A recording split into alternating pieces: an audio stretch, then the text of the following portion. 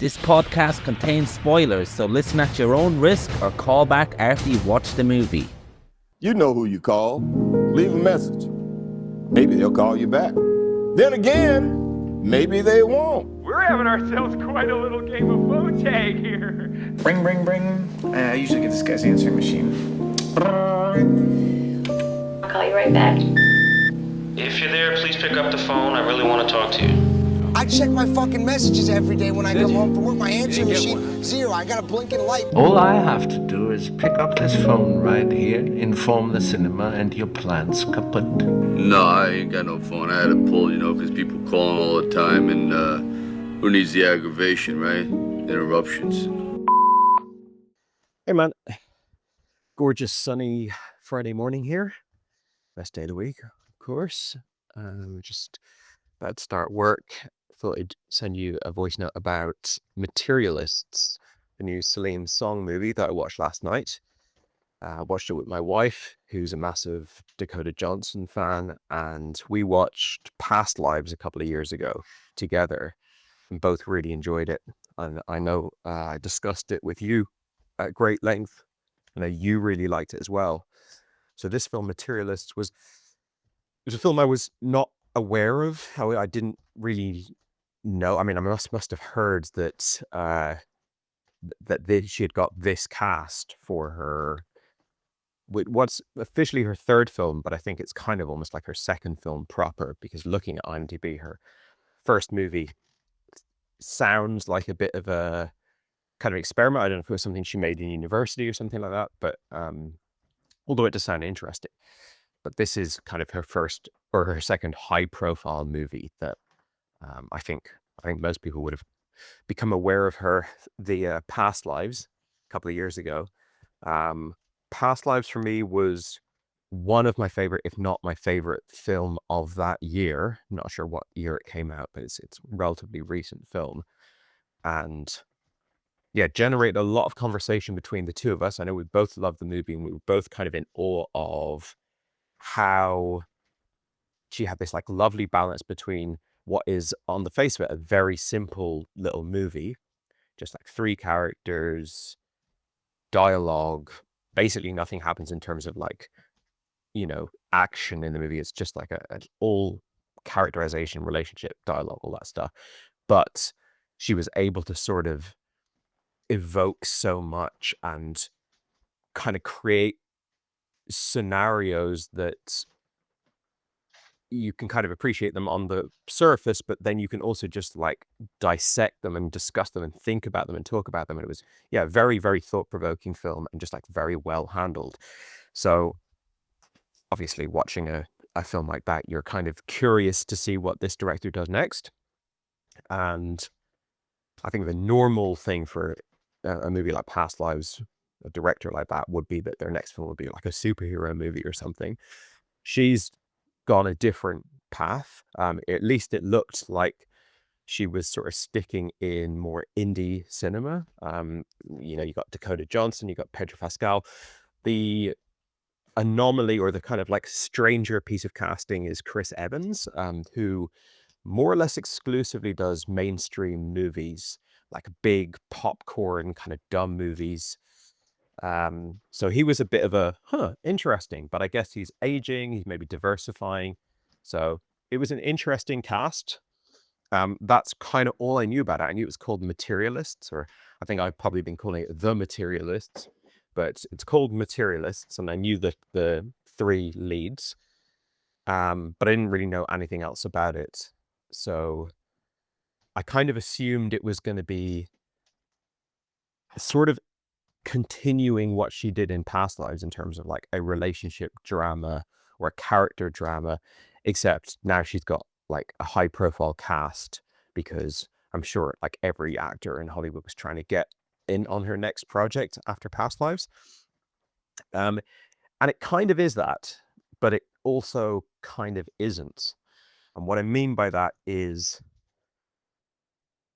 this film, it's got one foot or maybe one toe in the sort of like serious indie drama of Past Lives. And Past Lives was very affecting. It felt very real. It felt very relatable. And then this film also has 1 foot, or maybe 1 foot and 4 toes, in the big glossy rom-com chick flick, Devil Wears Prada, Made in Manhattan, like those kind of movies. I think it's mostly that kind of film to me. So although she hasn't gone from past lives to make, like, I don't know, a live action remake of fucking Sleeping Beauty or whatever will be the next one they did. I forget which ones they've done, but she hasn't done that. The standard graduation you get from a hot indie movie into like an awful blockbuster. She has very much shifted from, you know, intimate little indie film to big, shiny, cheesy chick flick. But because, I don't know if it's because of her or what, but it has still got, you know, that sort of gravitas of a more serious film running through it. But it's an interesting mishmash. There's a scene early on in the movie where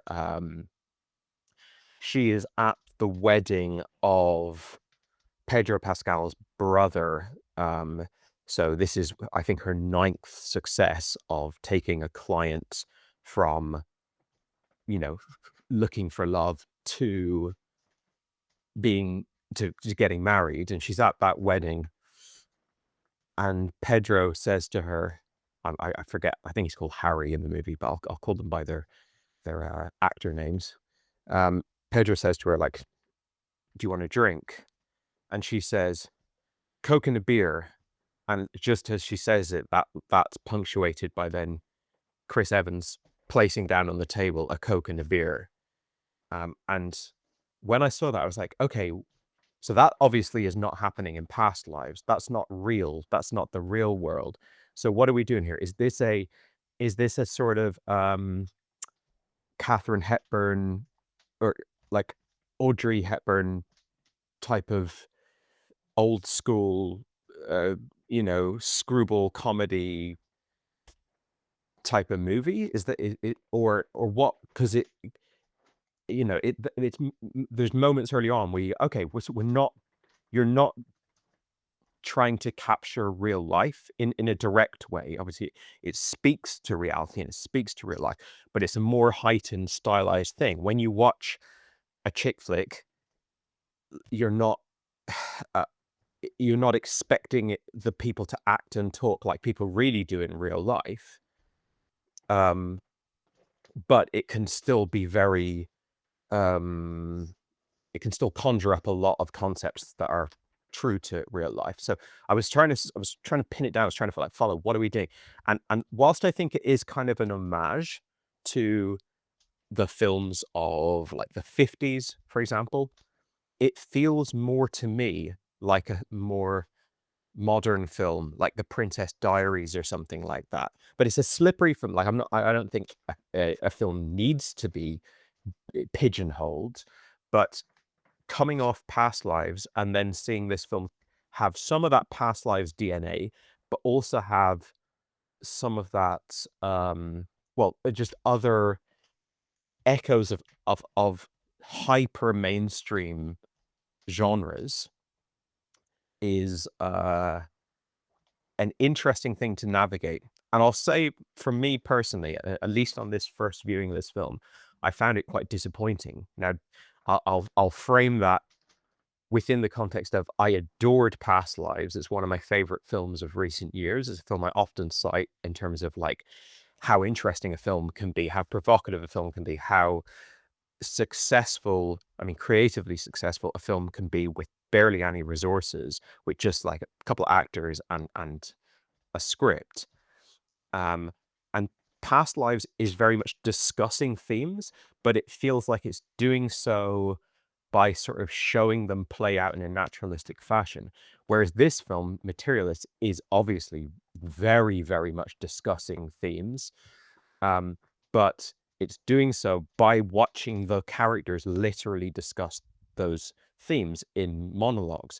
So it's a much more unrealistic, like stylized um, sort of, I would say, a shallower film in a way, which is an interesting uh, was an interesting adjective to go to because of the film being about superficiality and shallowness and stuff like that to such a large extent. Um, and there's elements in this, like for example, the sexual assault that I think Sophie is the name of the character falls victim to, that are like, okay, that's on the darker side for, let's say this was a film like The Wedding Planner or something like that. That's on the darker side for those kind of movies, but it's also not like outside the realm of possibility for those kind of movies, especially if you go further back into like the 80s and stuff like that. So yeah, it's a bit more textured and interesting. I mean, I think Pedro and Dakota are very good actors and they bring a lot to this film. Chris Evans, I think, is a bit miscast. I don't know if that's deliberate, if it's like a playing against type subversion of his standard archetype, where they're like, wouldn't it be interesting if he was the schlubby, like, struggling artist type character and Pedro was the Mr. Prince Charming type guy? I don't know if that's like a deliberate and interesting subversion. I don't think it worked for me. I think I think the obvious casting for the Chris Evans character will be someone like Adam Driver, or I was even saying to my wife, like, they should have had someone like Michael Cera in this, like someone who actually looks like a real boyfriend that's like a struggling artist, not someone who looks like, what went wrong? How come this guy isn't a success? Because every time we've seen him, we've been watching him for decades now in like Fantastic Four and all these, he's barely ever deviated from like hyper perfect successful job type character. And you could say, oh well, that's because no one's ever given him something more interesting. No one, like, okay, he's always played like it's like a Chris Walken in Catch Me If You Can, where it's like, well, maybe no one ever trusted him to be like a soft and tender, gentle presence, and then he's actually amazing at it. But I think in the case of Chris Evans, he's not really an asset to this movie as the sort of soulful, interesting, frustrated, struggling artist type character. I think I wonder if, and I'm speculating here, but I wonder if you make Past Lives, more or less every actor in Hollywood wants to work with you, especially the likes of Chris Evans, who's aging out of Captain America type stuff and probably has some impetus to want to like diversify his portfolio essentially. And he's like, oh, cool, I'll do this, they can pay me scale, whatever. And then someone like Celine Song is faced with this reality of, well, if I cast him in the movie, then that massively changes the budget I can work with, the like studio sort of carte blanche, everything. It makes shitloads more people see my movie. It gets distributed way more widely. It's just a fantastic business decision. And he's also, he's a great charismatic Hollywood presence. But what gets lost in the shuffle is like, he's just not right for this part and he's just not right for this movie. And I'm a big fan of him. I think as Captain America type shiny hero jock type guys, I think he's brilliant. I think as when you subvert that in the likes of Knives Out or The Gray Man, and you go, we're still going to be making him like a Hollywood star power, like just like lighting up the screen type thing, but he's also an asshole. That works really well.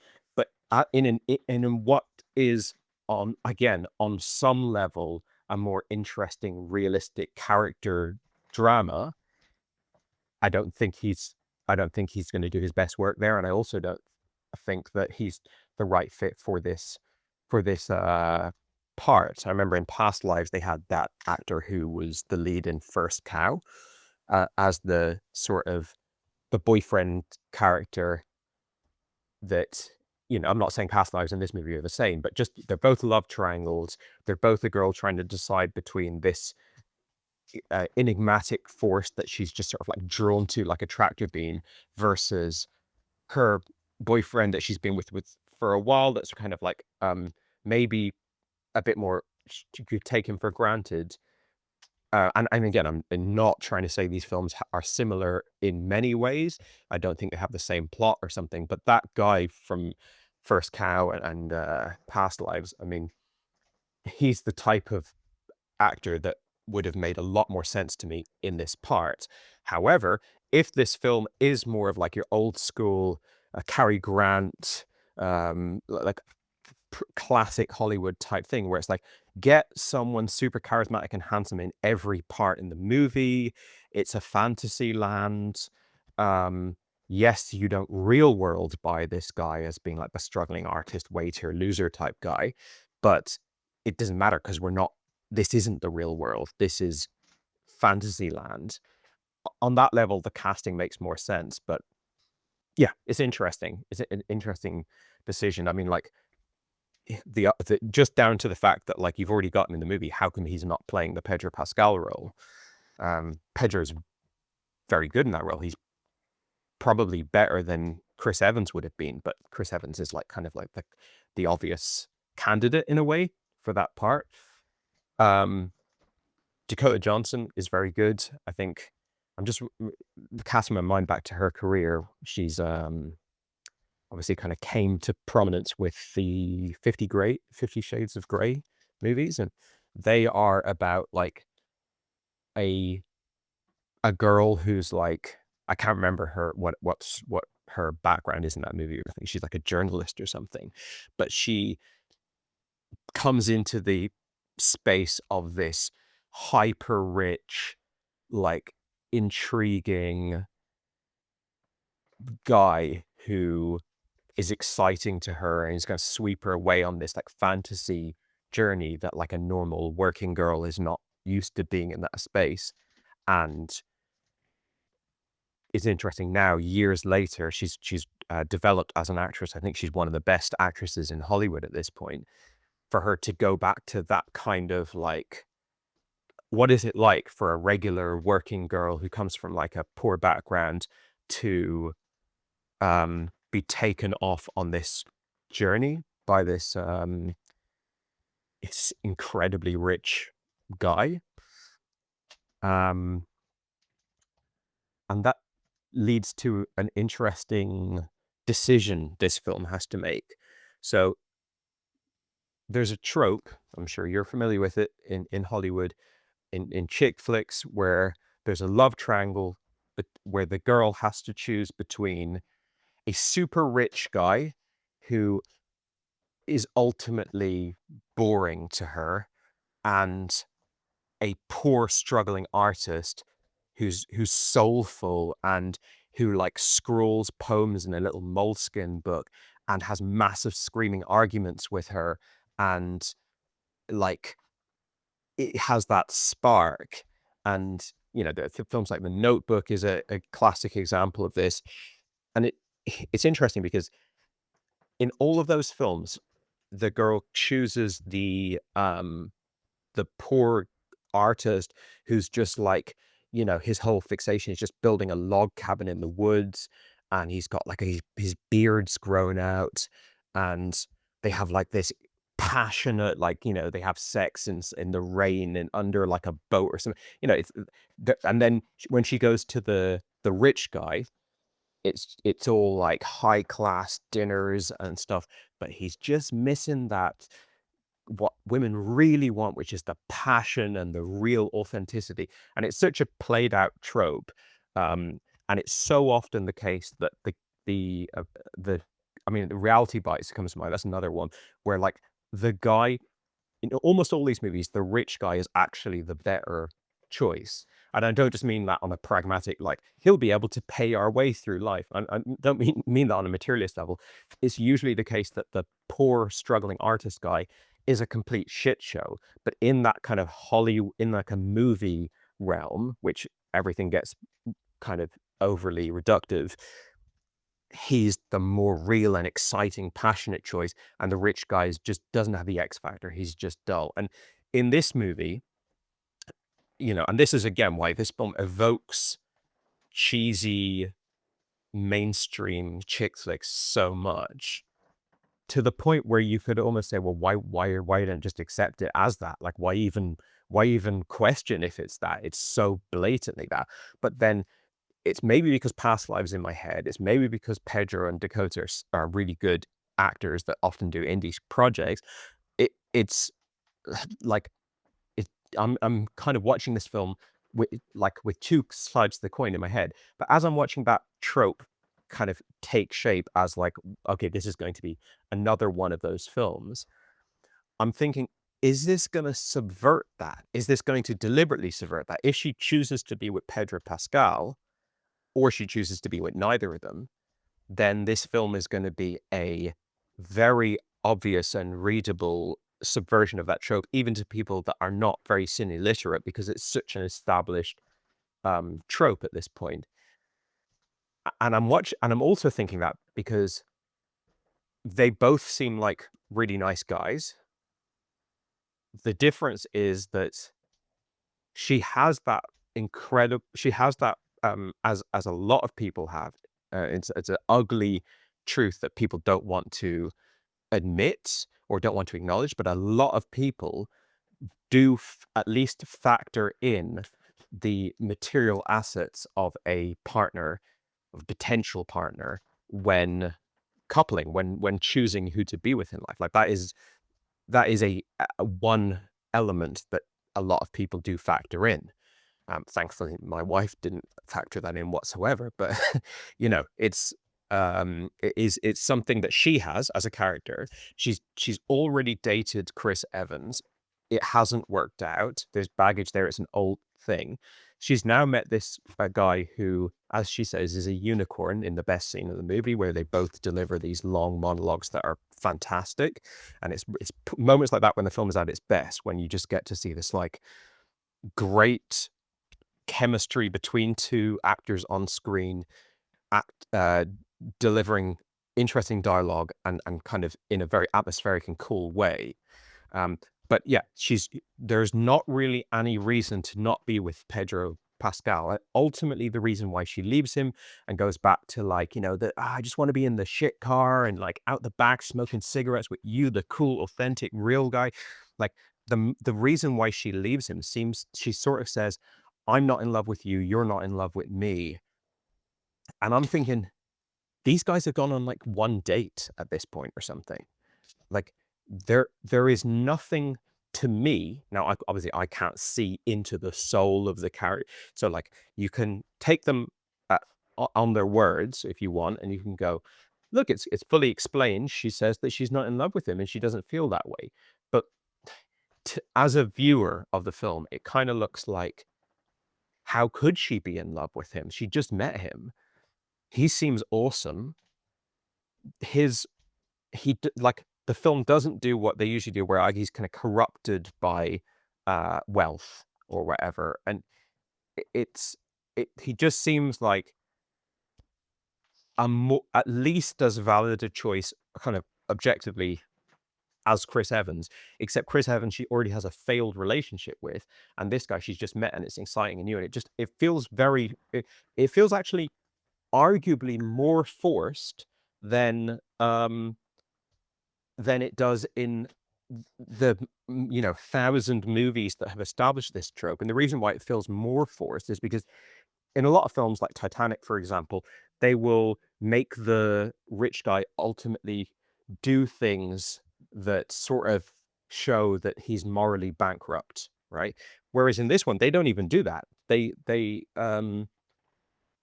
She essentially leaves Pedro Pascal for no reason. Now, there is a spiral she falls into after Sophie gets assaulted, where she realizes that she's been looking at relationships as a purely mathematical enterprise of like ticking check boxes. You just need to check what height someone is, what ideology, political leanings, who they voted for, what's their bank account, blah, blah, blah, blah, blah, blah. And that will get you there. But, and that's, I mean, it's certainly not a profound character arc to have someone previously think that was the right thing to do and then realize that's not the right thing to do, but fine. But even if she has this like tailspin where she rejects that transactional nature of like selecting a partner, even if you dismiss all of that criteria, Pedro Pascal just seems like an awesome guy. Like, he seems to really respect her. He wants to be with her for all the right reasons. Everything that she could want in a partner, like, you know, smart, and like if she throws out like her superficial interests in just money and stuff like that, it seems like he would tick the boxes anyway, so to speak. And therefore it seems more forced in this movie, that the classic thing of like, no, I just got to go back to like my old boyfriend who like I've already had a failed relationship with. And the other problem with that is Chris Evans doesn't have a personality in this movie. If you look at The Notebook, for example, Ryan Gosling, he has a strong personality in that film. And when you see him and Rachel McAdams together in that film, you can see, okay, I can see what this relationship is, why it works. Chris Evans and Dakota Johnson have zero chemistry together. Chris Evans in this movie, and this is not his fault, this is the script's fault, he has absolutely no personality. He's got nothing at all to work with. And I was thinking back to Past Lives. I was thinking, okay, in Past Lives, the script wasn't super dense. It wasn't like the three characters in that film didn't have, like, they didn't do a whole bunch of things that make you go, oh yeah, that's their personality. A lot of it is carried in the acting. A lot of it is carried in the chemistry between different people. But it's like little moments that go, because it's a realistic film, when you watch Past Lives, you look at any two characters interacting and you go, yep, I know them. I know that relationship. I know those people. I know that dynamic. I know their history. I can kind of, I can just intuitively read so much of who these people are, what they represent to each other, what blah, blah, blah, blah, blah. Whereas because this film is not a realistic film, people don't talk like they do in real life. We get several scenes in the head office of the Adore company where all of those like girls are having these squealing parties. And it's so, I don't, this is going to sound overly dramatic, but it's very often presents itself in the way that like a Disney Channel original movie like High School Musical or something would. Like, it's very heightened a lot of the time, not all the time, and it has more sort of realistic things. But because of the type of film it is, I think Pedro and Dakota, who are playing it in this heightened, stylized kind of old school movie star or modern day chick flick type of archetype characters, you get a lot more from them. But Chris Evans just doesn't really have anything to work with. He's almost like, if I told you before the movie, Chris Evans plays, he's doing waiter jobs and he's a struggling artist and he's a handsome guy, but he's got a beard and he looks schlubby and he drives a beater car and stuff like that. You now already have everything that you'll ever get out of that character, because the acting, the performance, or the dynamic, the scenes that he has with Dakota Johnson, they don't deepen that character whatsoever. And as I said, there's no chemistry between him and Dakota Johnson that you can go, where I can see the spark. I can see that. I can see why she would be drawn back to that. That's really something that works. They just fit together like lock and key. Like, there's nothing to them, and there's no reason for, as an audience member, to buy into the idea that she goes back to him. He seems like a nice guy. I'm sure, like, whatever, like, there's no reason to not choose him. But if she's already had a failed relationship with him and now she's with Pedro Pascal, who she has way more chemistry with, and it's I don't know, the whole thing just, it falls flat as a cheesy chick flick. For me, and falls flat might seem like overly aggressive language, like I'm saying that this film is just a piece of shit. It's fine. Like, it's too long. It's got some good scenes. It's as sort of throwaway kind of Netflixy fare. It's better than average, but it doesn't give you either film. It doesn't give you Past Lives, and it doesn't give you Made in Manhattan, really. Like, it kind of, I don't know if I would say it tries to do both, but it feels like it's kind of half doing each. And this is a classic example of a film that you could make one of those like listicle articles of like 5 films to watch instead of Materialists, because you could watch every sort of shade of this film. There's just like a world of better films that are more confidently doing that thing. I guess the USP of this film is that it kind of reminds me of The Girlfriend Experience or something, where it is very directly talking about money and economics of living life, but just choosing your journey through life. And that's something I like. Most films completely ignore money. If let's say it's a film about like some struggling artist, graffiti artist or something, they'll be living in this giant loft apartment in Manhattan, and it was like, or they'll go, you know what, I fancy going to Paris, and they'll just go to like, there's absolutely no money concerns whatsoever. Or it'll be just like, they're supposed to be someone who's working in like a, you know, dead end office job in like middle America, but they'll have like this giant house and everything like that. So usually in films, money just doesn't exist. Money is essentially like magic in the Harry Potter movies and stuff. It's just like completely irrelevant and meaningless. And that's fine. Like I've accepted that as the language of cinema. It's like when people finish a phone call, they don't say, okay, bye. They just hang up the phone, because that's now the language of cinema. And it's just, you don't even think about it. And then some films are about money in the sense that they're like literally about like a financial, like The Big Short or something like that, Wall Street. And they're a rare film that like talks about money and mentions like amounts of money and stuff.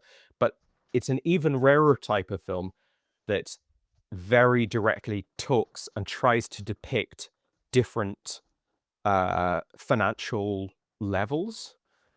And this is one of them. And I find those films rear their heads so rarely that I find it interesting. It's just kind of a novel thing. Like, it's one of the most important forces in the world.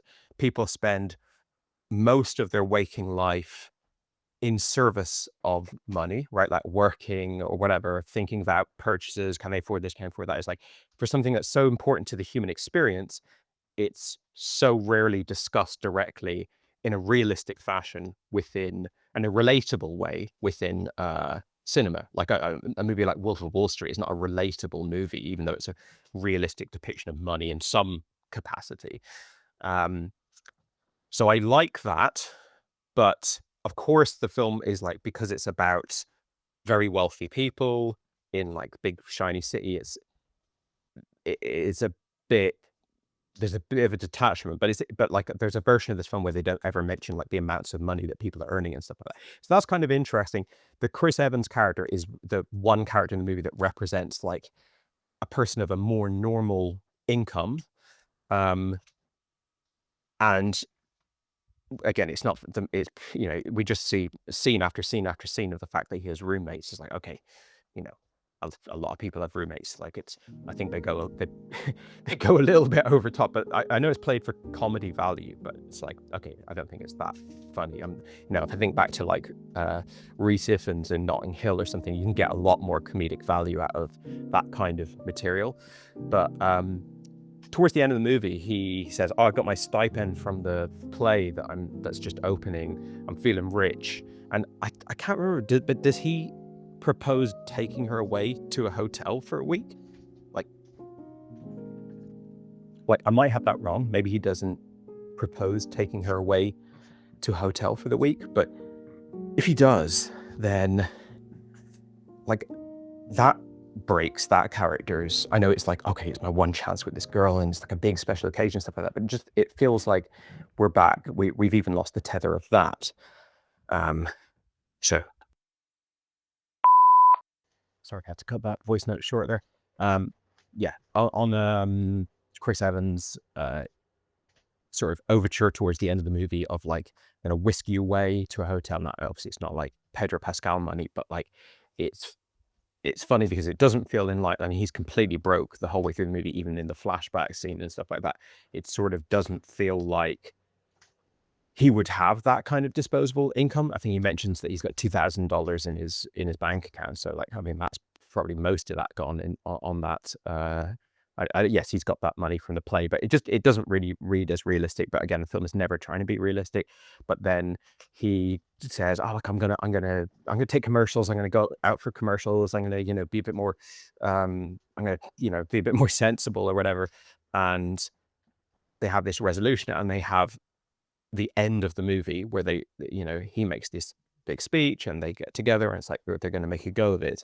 And I mean, this is Lord of the Rings 3, Return of the King, whatever it's called, levels of this is definitively the ending of the movie. Stop the movie now.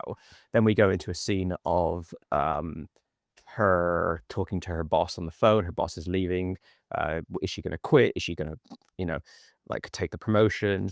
Then we have Chris Evans going to the shawarma cart that was referenced earlier in the movie. Like, I don't want you to go to a shawarma cart for the anniversary. He's going to the shawarma cart. Completely unnecessary scene. We've already done it. Then they get back together again, and we redo that scene of like them sort of reaffirming themselves to each other. So yeah, just like by the end of the film, it feels like it's really lost any kind of clarity that it has had. Now, I don't mind the ending of a film being a bit messy. Like, films often don't end well. Good films often don't end well. So it's no biggie. But yeah, this is a film that I come away with without like any real reason to revisit it, real reason to recommend it. It's got some good stuff in. It's got some good performances. It's got some good, moments, some good scenes, some good pieces of writing. But overall, it's just sort of a bit muddled. It's a bit not quite doing anything that well. And yeah, very disappointing because, as I said, this is a directorial follow-up to one of my favorite films of the past decade, probably. It's also written and directed by Celine Song. So it's not like, oh, well, this is what happens when you partner up with some other writer and you're just not fit for the material. Like, as much as Past Lives, it feels like this is a project that she wanted to do, and that was coming from her interests of like what she wanted to focus on. But it feels like she has taken a stab at paying homage to traditions of cinema that, I don't know, I'd rather just watch those movies in a way. So I'd be interested to hear how you feel about it. I didn't think the film, on a sort of like cinematography level or like, the more technical aspects of filmmaking, had anything special going on at all. It opens with a scene set in like the caveman era of like, I guess, the first ever marriage or the first ever engagement. And yeah, that's like, just didn't really work for me. I didn't think it was good. I didn't think it was like shot well. You see a film like scenes set in the caveman era or like prehistoric or whatever, that like you buy it as not just like just getting a cheap camera and bringing it out to like the countryside and doing like a very basic bit of makeup. We also return to that caveman scene at the end of the film, and I don't think like I'm not sold on that caveman scene. Like, of course I can accept it. It's like, this is what it's depicting, but I don't feel like I'm being swept away to like the prehistoric era. And equally, I don't feel like I'm being swept away to like the fanciest restaurants or the like most expensive venues.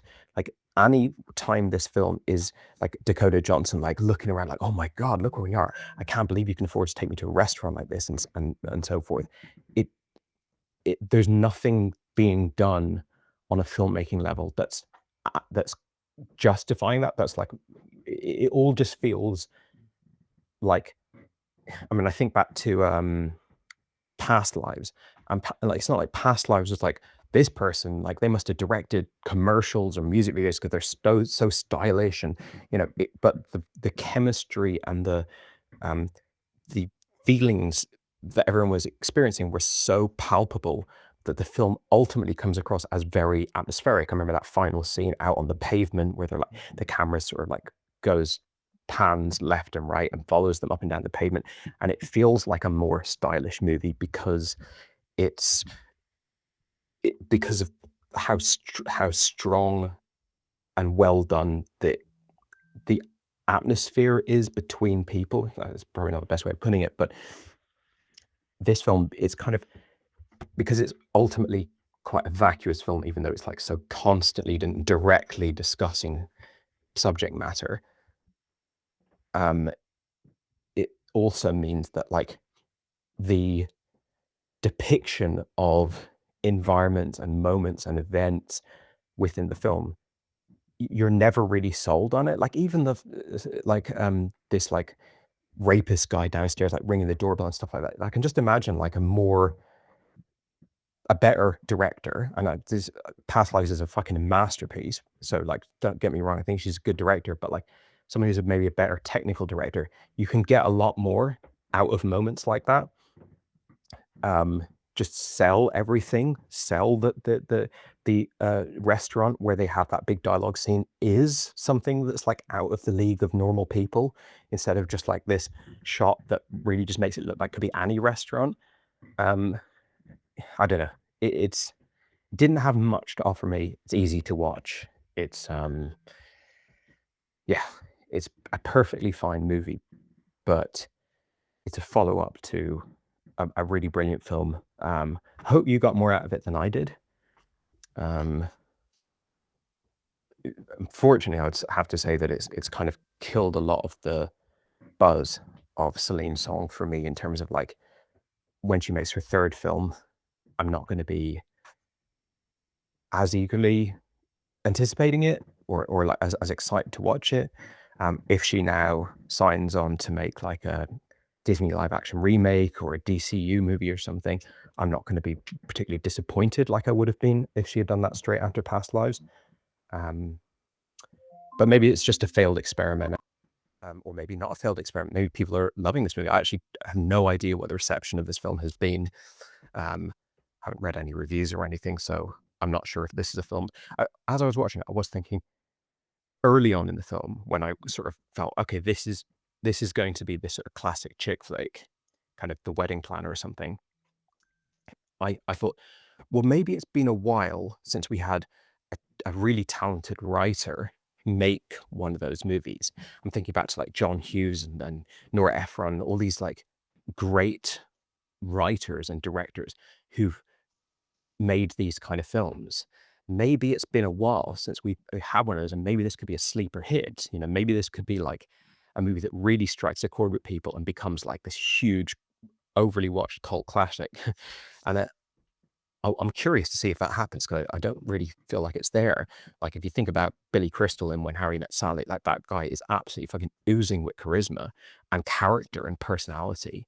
And so are so many of the people in those movies. When you look back on films like Notting Hill, Julia Roberts, like just the chemistry between Dakota Johnson and Chris Evans isn't there. Chris Evans doesn't have any personality or represent anything interesting in terms of it becoming like cult movie level, like icon of the romantic comedy drama, whatever it is.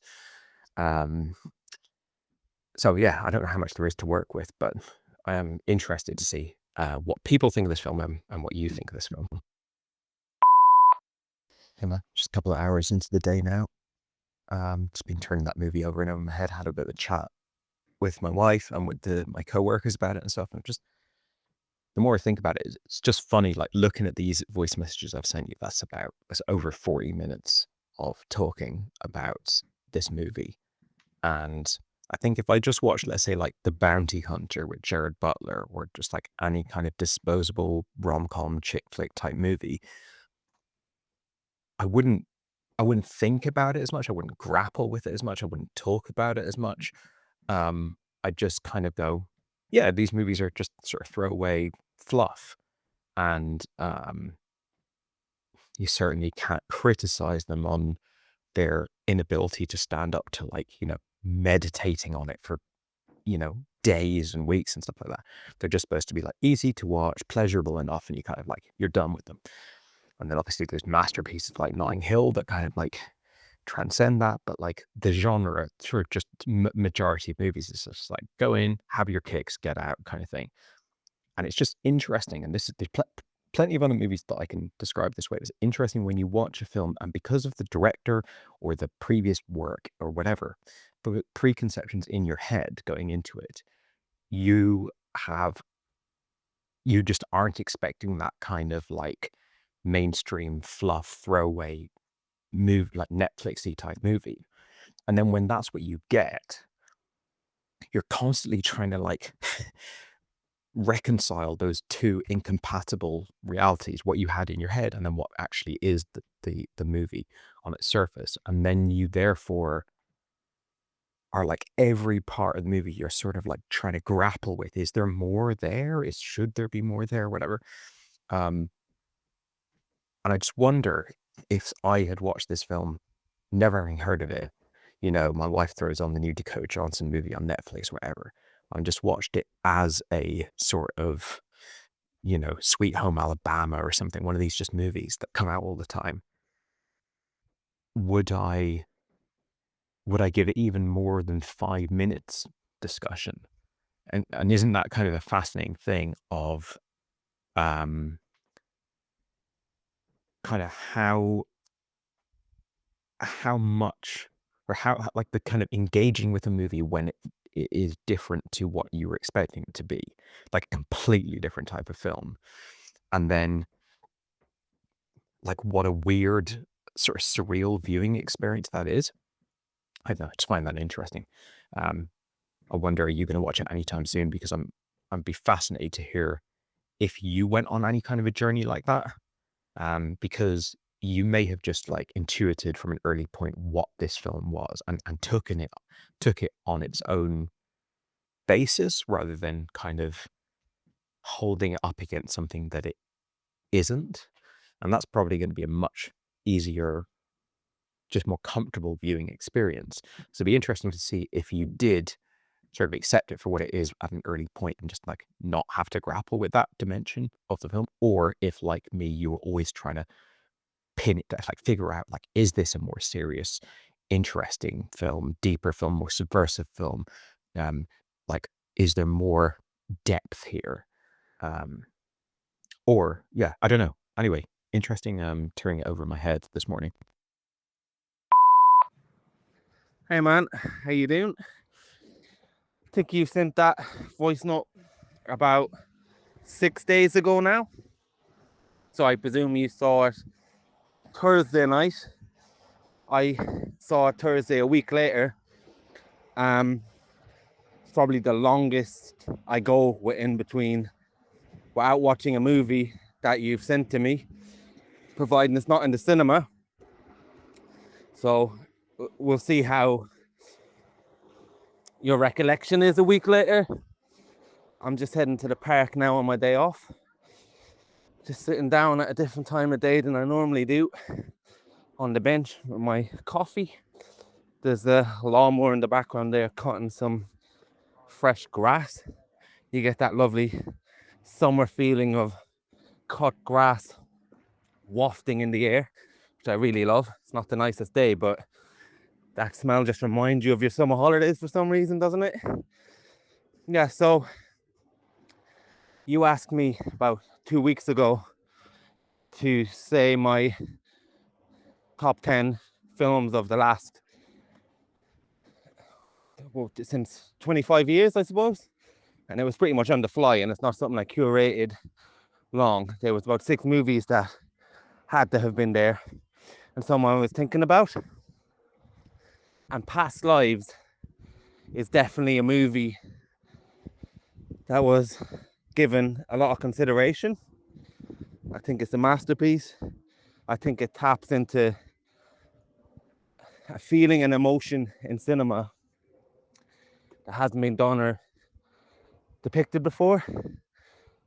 Almost the duality of two cultures and two selves and two personalities being pulled between two different people. Great topic. And you mentioned that you love it, and it's one of your best films of that year or the last 10 years, maybe. I'd love you to go back and find that conversation. Now, we didn't record it in a sense, but we definitely sent voice notes to each other. As I recall, you were liking it with reservations and I was loving it. But I think when you sent that, you had just seen the movie. So it's great that it has grown in your estimation and you now champion it on that level. I was listening to an episode of a podcast the other day where they were discussing the list of the top 100 movies from The Independent, or what magazine was it? I can't remember. And The Past Lives was on it. And one of the hosts,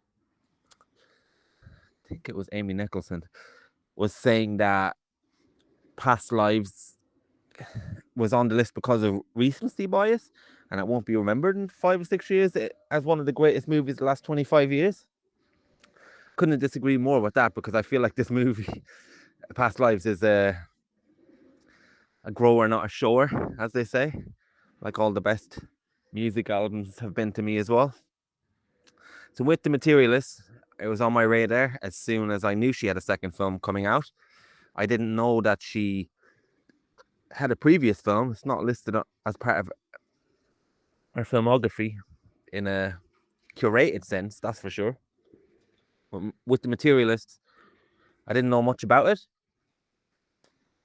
Just having a swig of my coffee now, which you might hear intermittently.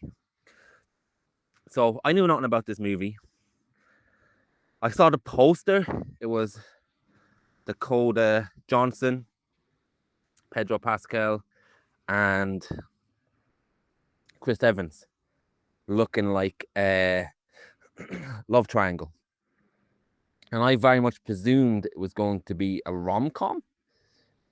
And I just thought, okay, it's going to be a rom-com. Now she makes the commercial rom-com. And just like you said, that these directors are normally plucked to do a superhero movie. Although, not very often their second movie. I'd have to disagree with that. Taika Waititi, or whatever his name is, he had done a few.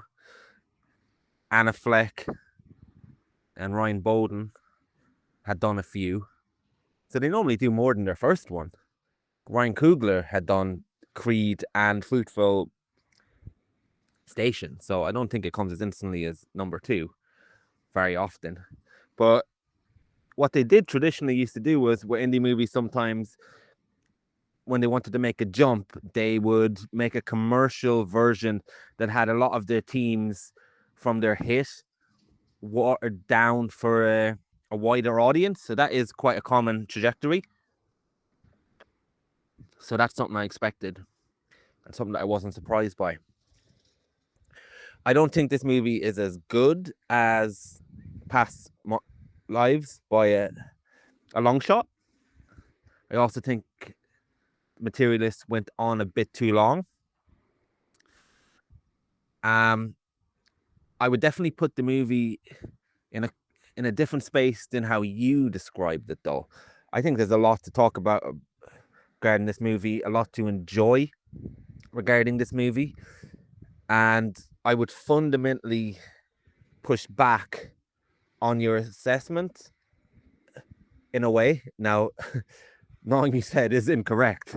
I just feel that in a way, as we often do when we disagree, we saw the same things, we just interpreted them differently. And from my point of view, it was fascinating hearing your voice note there and watching you grapple and experience scenes that I experienced in a completely different way. It's brilliant when you get two different perspectives of the same thing.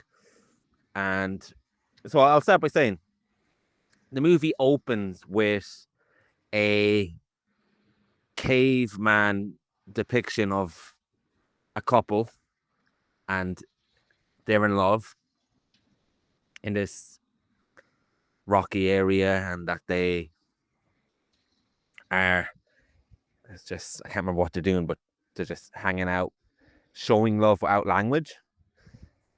Then the movie ends with that scene as well. Now, you mentioned that this movie doesn't do anything on a cinematography level. This movie isn't believable to you. You don't buy that scene. Well, I think there's one important thing which I took from the beginning in a way, but was confirmed early on to my point of view. What is accompanied by that end scene is a narration of Dakota Johnson saying she has wondered how the first people fell in love, and she's wondered what was their love based on. So this isn't meant to be an actual depiction of a scene from caveman times, as far as I'm concerned. This was someone having a fantasy and a thought process in their own mind over what it's like. This is somebody's own private thoughts, really. So yeah, I think that's the fundamental difference. It's not meant to be a depiction of something, it's meant to be a feeling of something. And what we're getting is how she feels about the situation of love itself and her thoughts. So I think in that way, it absolutely nails the central thesis of this is just a woman's mind having that visual. And when you do have visuals of certain things, they're not all grand. They're not all The Secret Life of Walter Mitty really expressed in a visually outstanding way. Now, sometimes that's used to be conveyed to the audience if that's what it feels like. And I think this movie lives in a very interesting place in terms of how it depicts that.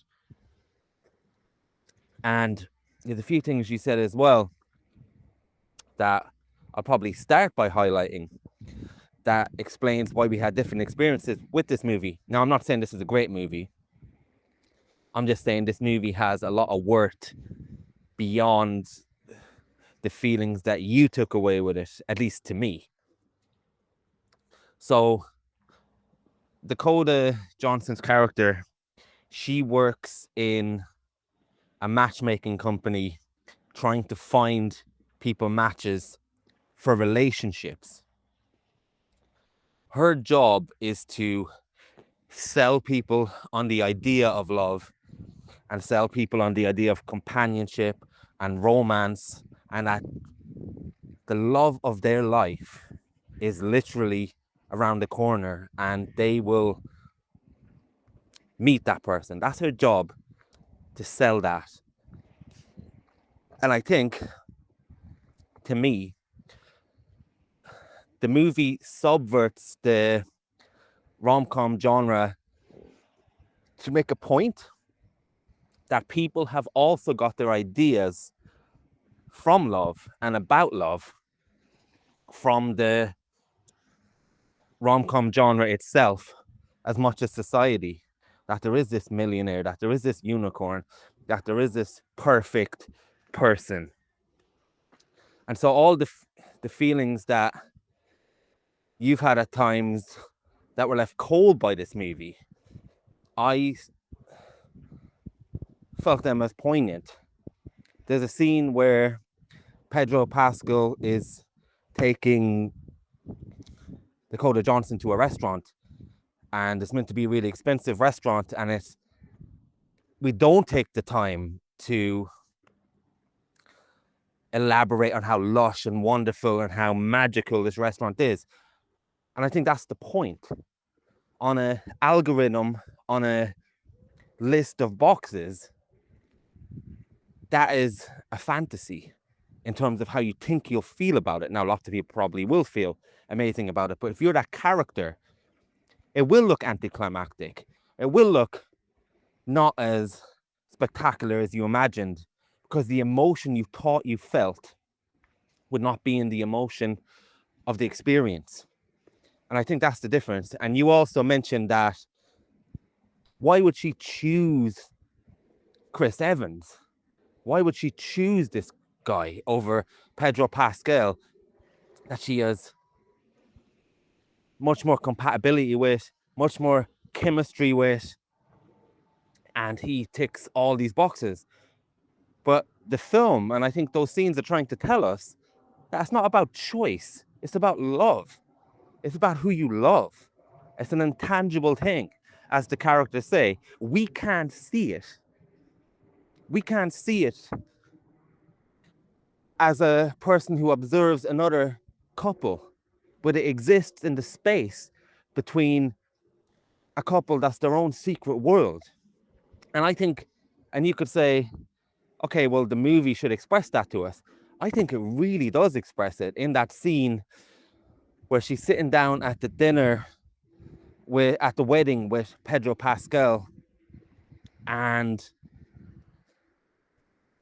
he's Mr. Billionaire, he's charming, he's suave, he's everything that she wants, she's charmed by him.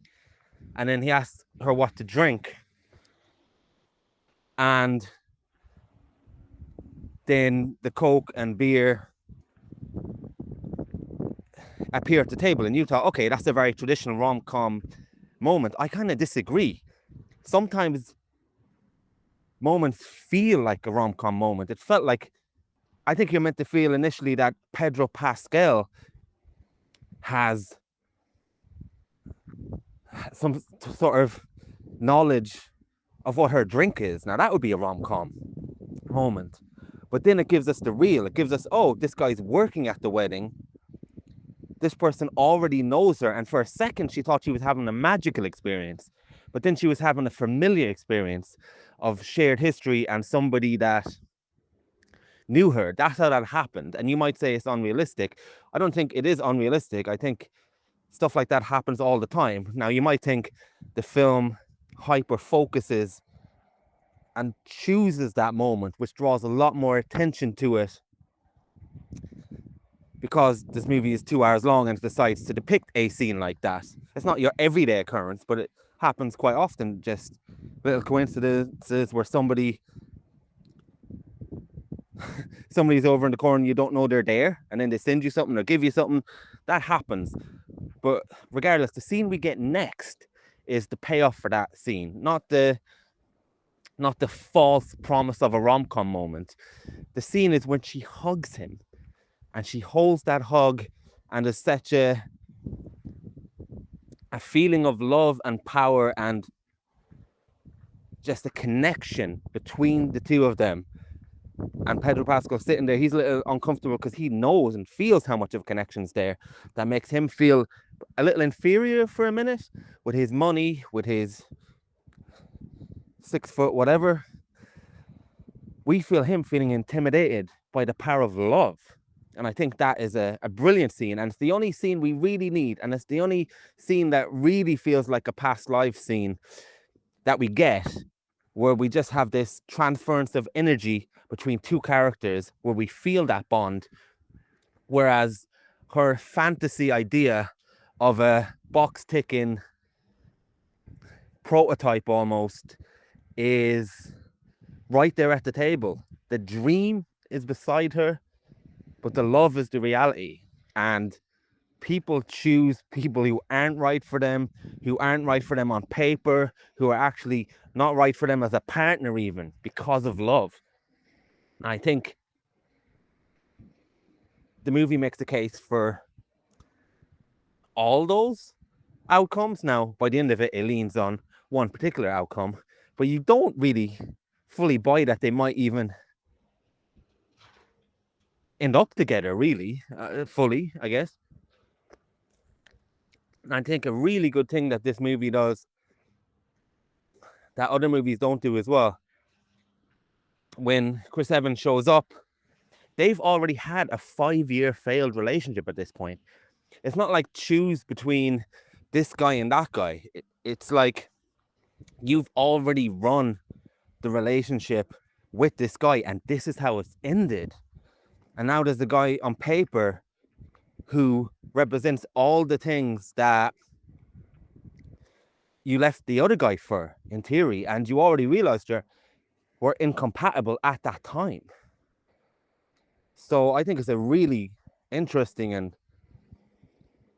good move on behalf of the filmmaking to show us that they had a 5-year relationship, how it ended, and that they actually run the course of the relationship. They got their full relationship. It wasn't changing jobs. It wasn't, they were in high school and they parted ways and still had that torch. No, they lived life together and they failed, but they still love each other.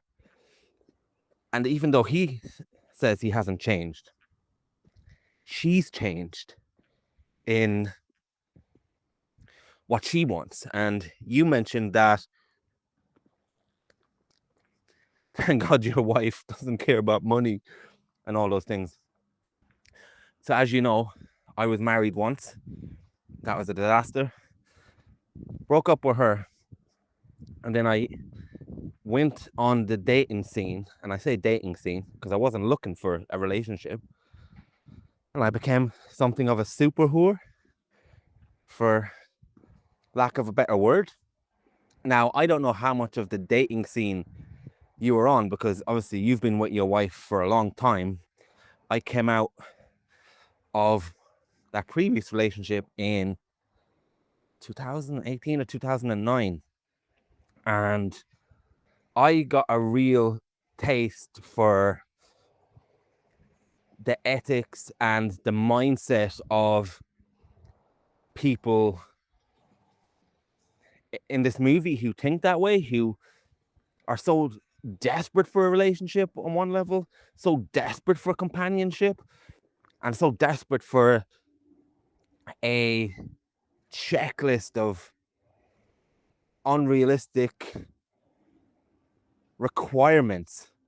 But again, on paper, you are entitled to ask for those requirements, which I always find interesting. I always say that I don't want a kid because it's an abstract thought. But if I ever did have a kid, I'd be a very good dad, because then there would be something in front of me to care about. And I always find that very fascinating when it comes to dating. If you talk about someone before they've met that person in front of them, that they have a spark and who they feel something for, if you ask them what the list of requirements are and what they would have chose beforehand, it's vastly different.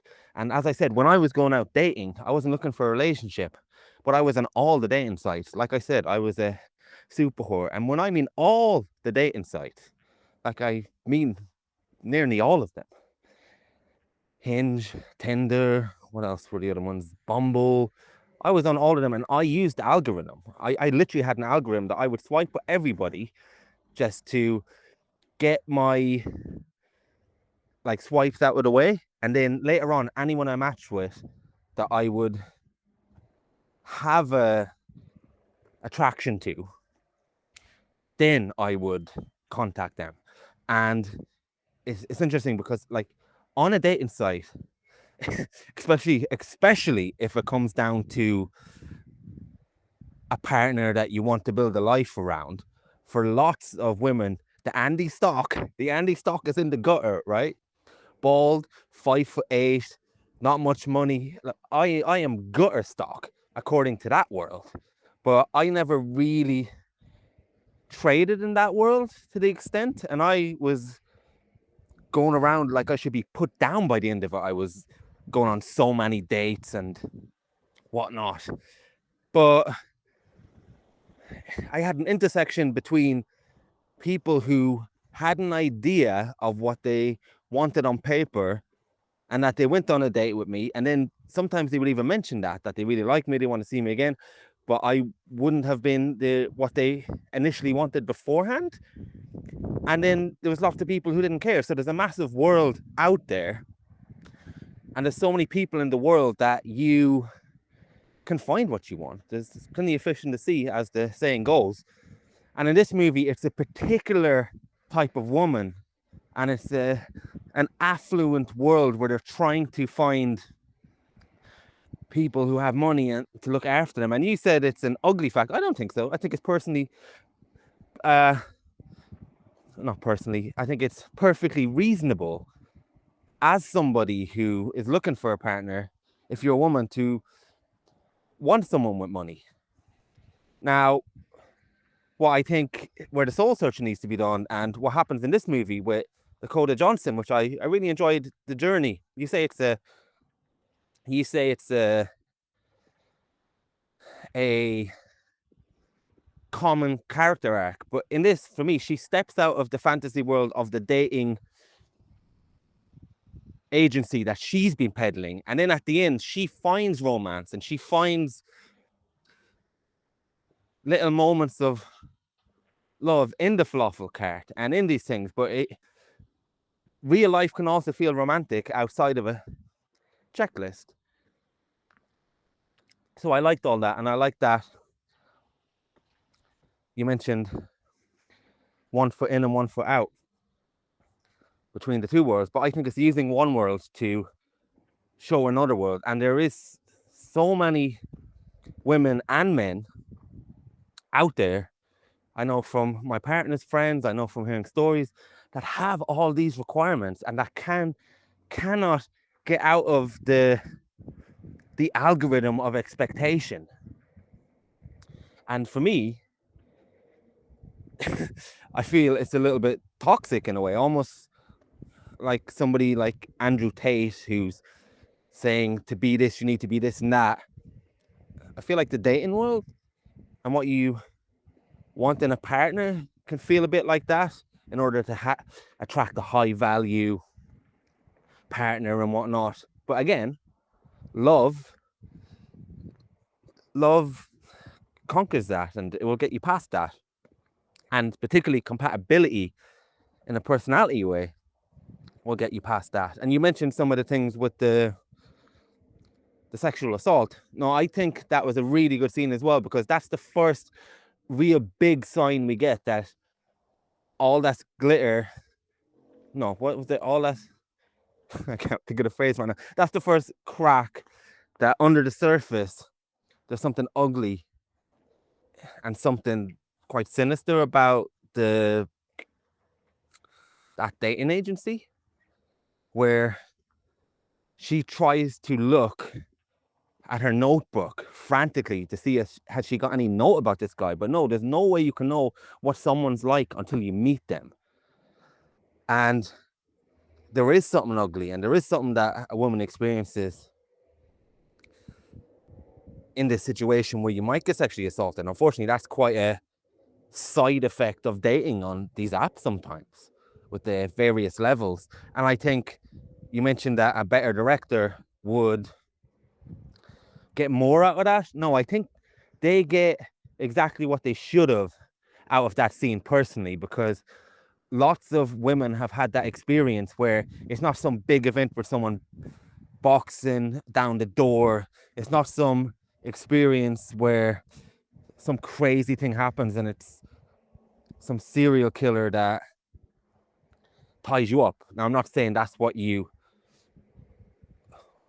suggested, but I feel like this movie is respectfully nuanced of how a woman would feel in that situation, where she's in her house by herself. We never see the guy. We just hear her fear. And I think that's much more fitting, and that's much more true to an experience of somebody who's had someone who shows up at their door, and that level of fear, and then they're gone. So there is nothing beyond that. But then you've carried that fear with you much longer. So I think that movie does very well with that. Incidentally, Michael Argento from Past Lives actually makes a cameo as the sexual assaulter guy on the phone. That's him. Such a big fan of that guy as an actor. Even in that little scene where I can hear his voice, he just conveys so much. And let's talk about Chris Evans. I don't agree with what you're saying, but I definitely see where you're coming from. And to be fair, I see where you're coming from with everything you said about this movie. I just had a different experience. I think Chris Evans is really good in this. And I feel like, I don't know how he's managed to do it, but he's managed to portray himself with the light out of his eyes. I don't know if it was the lighting, I don't know if they put some makeup, whatever, but he actually does feel very downtrodden. And there's a million Chris Evans who are good looking, who were told once they were an actor, who get by on their looks, that get older. And then they're stuck in this weird bubble of they feel like a superstar at some stage, but then you see that they're almost misplaced in their surroundings. And then when people see them on the street, they feel like they have more economic worth or feel like they have more prospects than they do, because beauty and handsomeness is something that certainly can bridge economics. So I think it's quite good. And you mentioned that the house was a bit much and unrealistic. That gave me flashbacks to sharing houses in London. And I think that is very accurate in terms of the ickiness and the stickiness and everybody on top of themselves. And it's almost like kennels. I was saying it to my partner when we were watching it together, that this place is giving me bad flashbacks. So no, I think that part of the movie's good as well. And I think we get a scene where they go to this wedding later on where they gate crash it.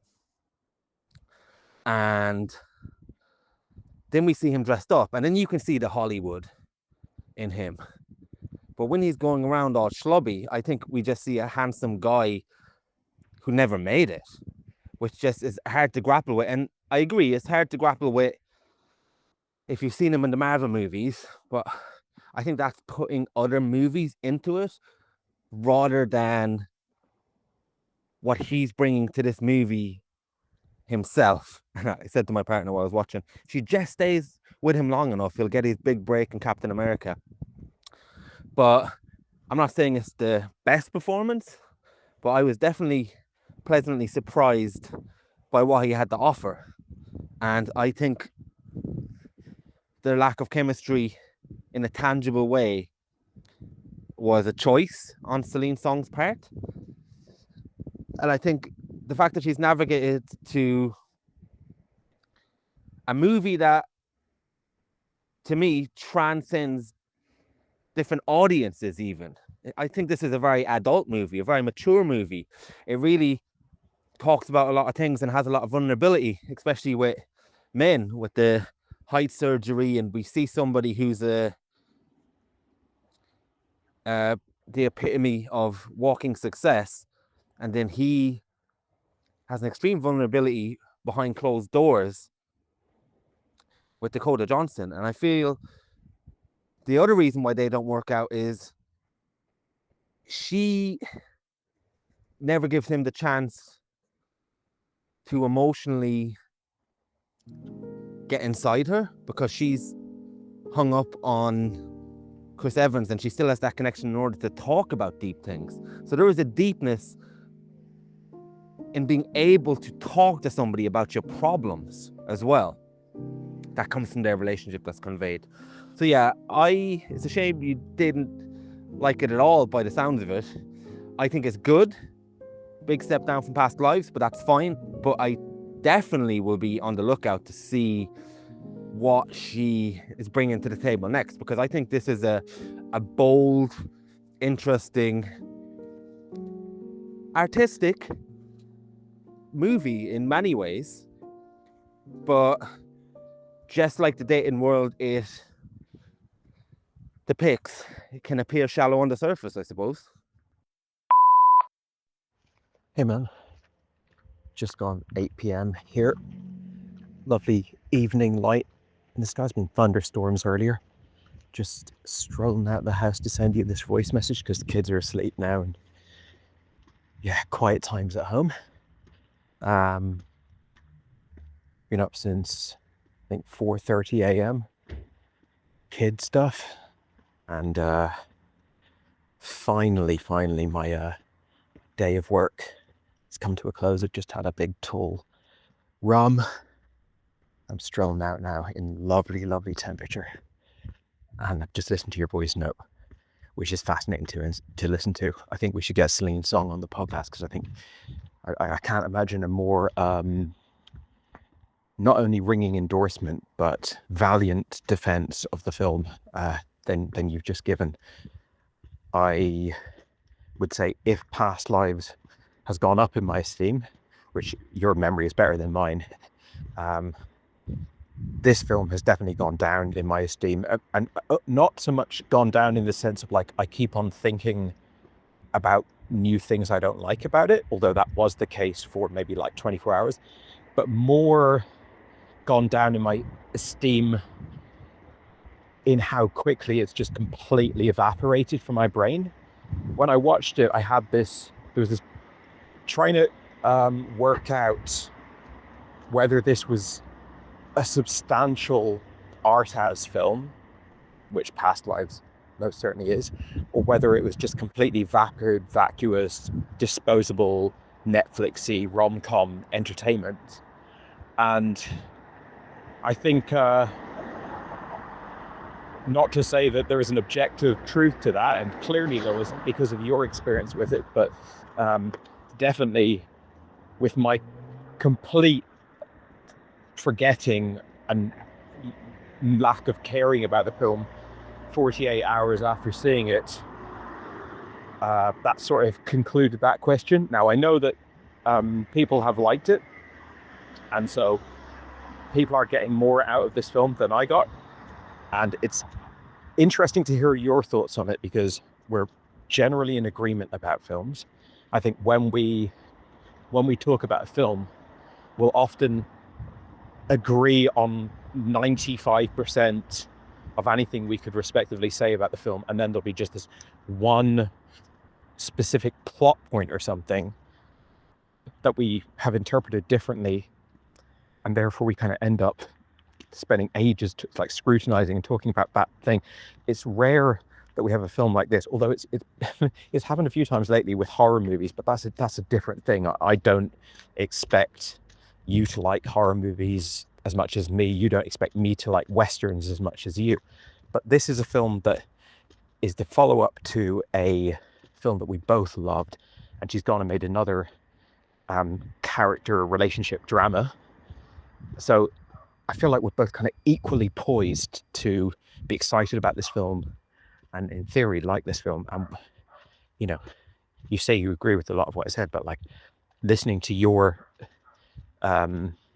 experience with the film is just, none of it resonates with me.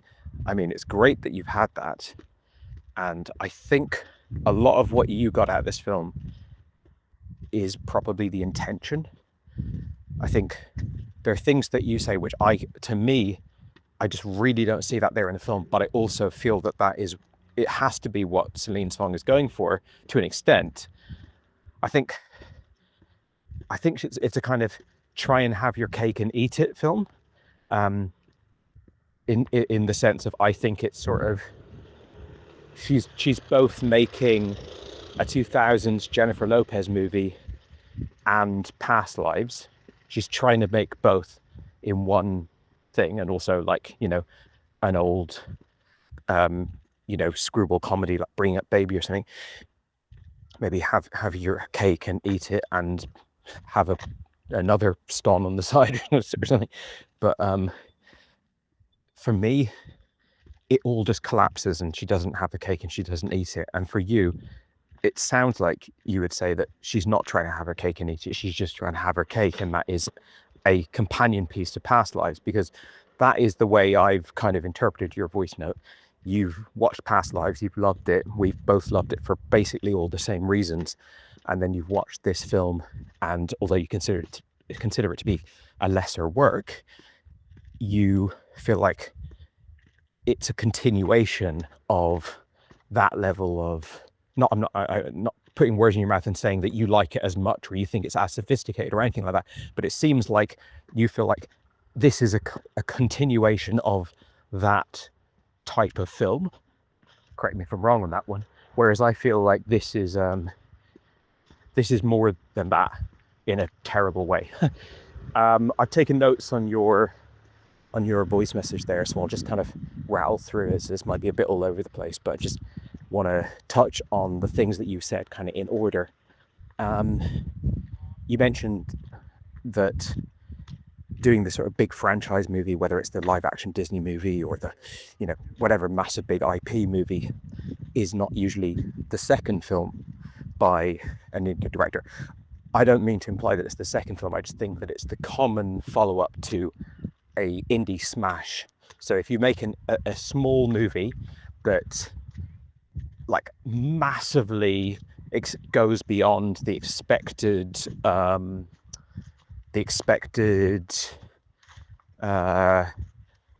distribution or success or whatever, where, you know, it's in cinemas all over the world and it's, you know, getting loads of acclaim and whatever, like it's just done way better than people thought. It was going to be nothing, like no one ever heard of it, and now it's done gangbusters.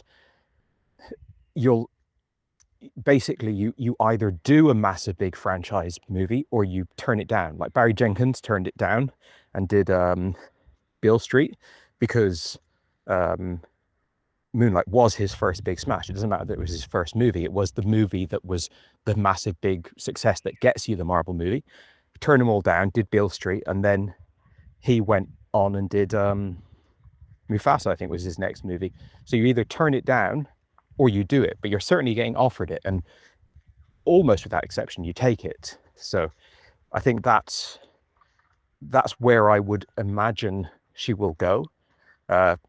But, you know, she hasn't done that, and that's always exciting to me. And this, you know, as much as this film I looked at, it was like, okay, it's got Chris Evans and stuff like that. You know, how good will this be? It is exciting to me to see a director who comes out with an indie film that does that kind of, is that kind of special event that nobody saw coming, and then their next film is like written and directed by them. It's not using existing IP or whatever. So yeah, I didn't mean to imply that the IP movie is the second movie. I just think it's usually the follow-up to the big indie hit. Now onto the caveman scene. I just want to make sure that I've clarified what I was trying to say here. So I think this film is just very boring visually. I think it looks like television. I think films can look interesting. They can look beautiful, they can look ugly, they can have some sort of style to them, have some sort of visual aesthetic. And I don't think this does. I think this is just like point the camera at the action. It's not a film that has a memorable look. I'm not going to watch a film in 4 years' time and go, this really looks like the Materialists, like the way it's shot or whatever. It's just anonymous. And I think, you know, obviously I understand that the caveman scene is Dakota Fanning's kind of explanation, or her pondering on what might the first marriage have been or whatever. I don't think whether it's a dream sequence or whether it's just a purely like allegorical moment or whatever it is, I don't think that in any way robs it from the opportunity of looking compelling. And I think especially because it's depicting something that is so detached from the rest of the movie and like her life in the present day and stuff like that, all the more opportunity to make it look interesting. Now, it's fine. Like not I believe Celine Song is a playwright, and the dialogue is definitely the focus here in the movie, as it was in Past Lives. I think Past Lives looked a little more atmospheric for some reason. Just watching tiny little kids running along the side of a massive big pond, with the father looking at his phone. Well, they seem like they know what they're doing, but yeah, not my favorite thing to see. Anyway, I just think that this film it doesn't really do anything for me stylistically. Now, you kind of later on extend the point into, well, the film is a meta commentary on how the reality of dating and the reality of life is a break away from, or can be somewhat kind of like underwhelming or deflating compared to the expectations that come from being raised with romantic comedies, or like that sort of establishing your worldview or your expectations on romance or dating or being young and being in your 20s, being in the city, whatever. You know, completely see where you're coming from there.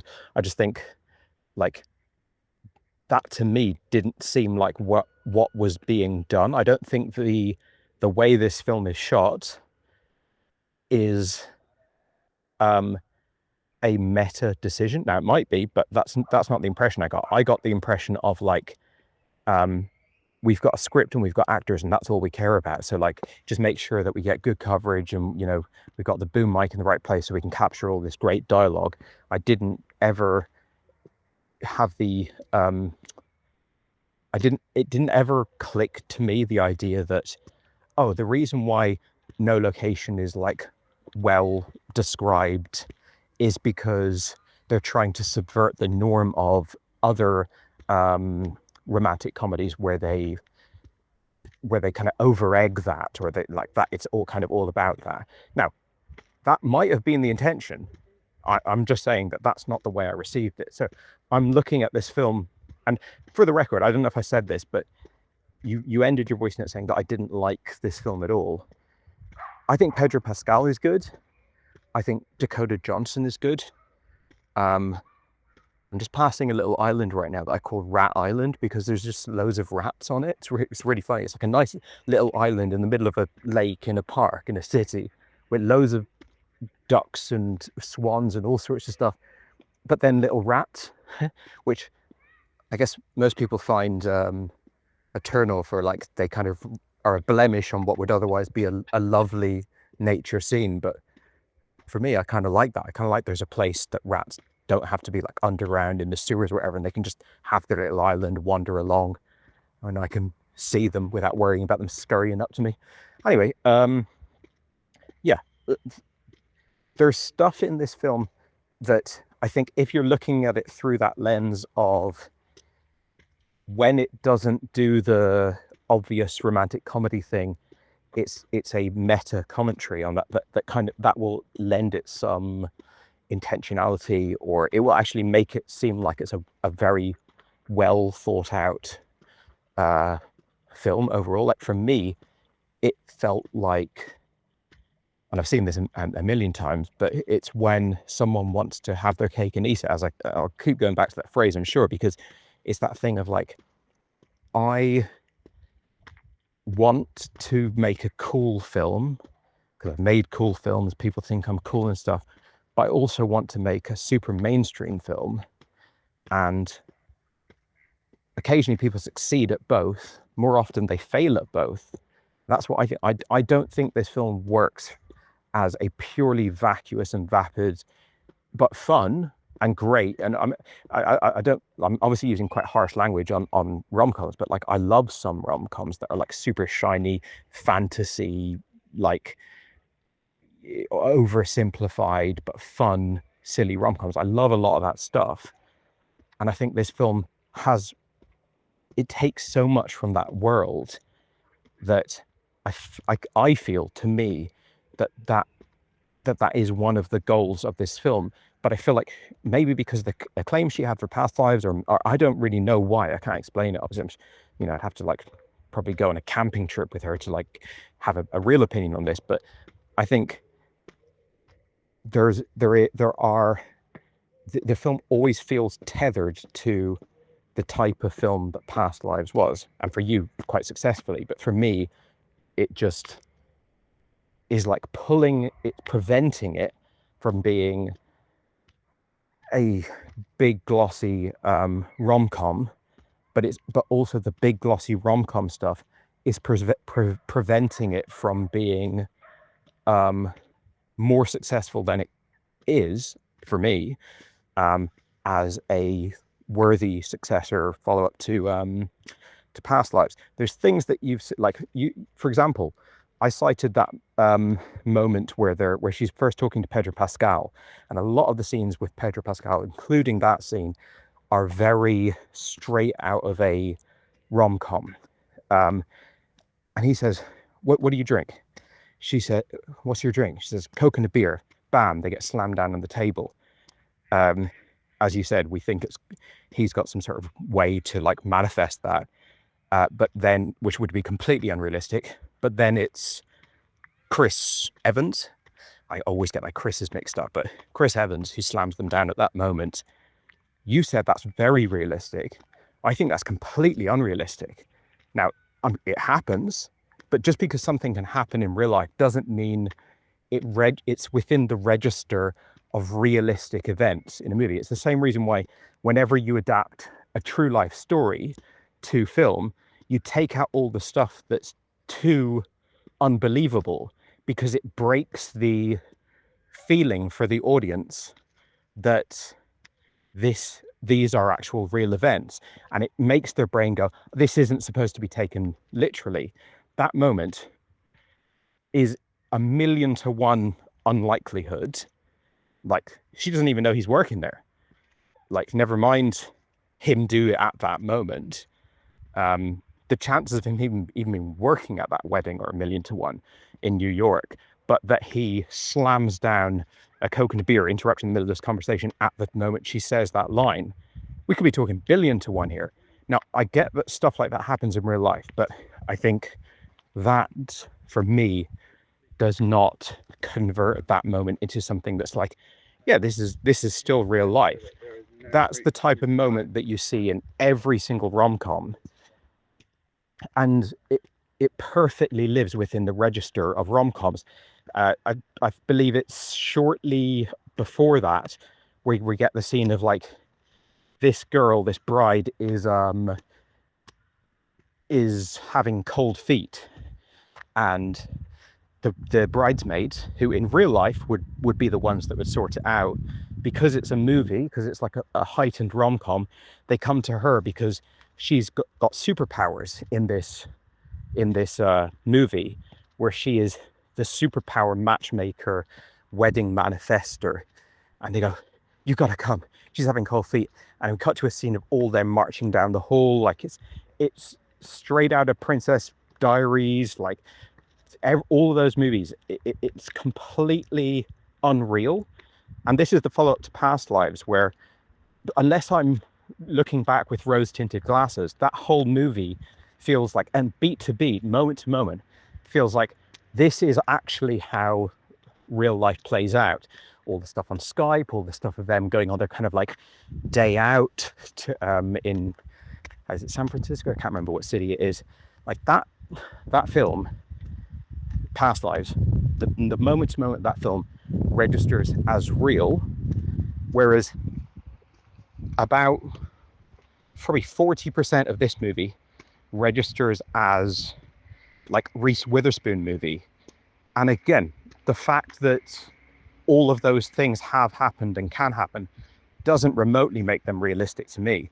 It's a stylistic thing. And the third act of the movie, where she gets back with Chris Evans, and what you say, I mean, I think you said in your voice note that it's not a common character arc. That, correct me if I'm wrong here, maybe I'm misinterpreting it, but I think you said that Dakota Johnson leaving the rich guy and going with the like old salt of the earth guy from, you know, she grew up with, or whatever, in this case, his ex-boyfriend, or like that isn't a common character arc. I mean, I would challenge you to find a rom-com where a girl is deciding between the rich guy and the poor guy, and she chooses the rich guy.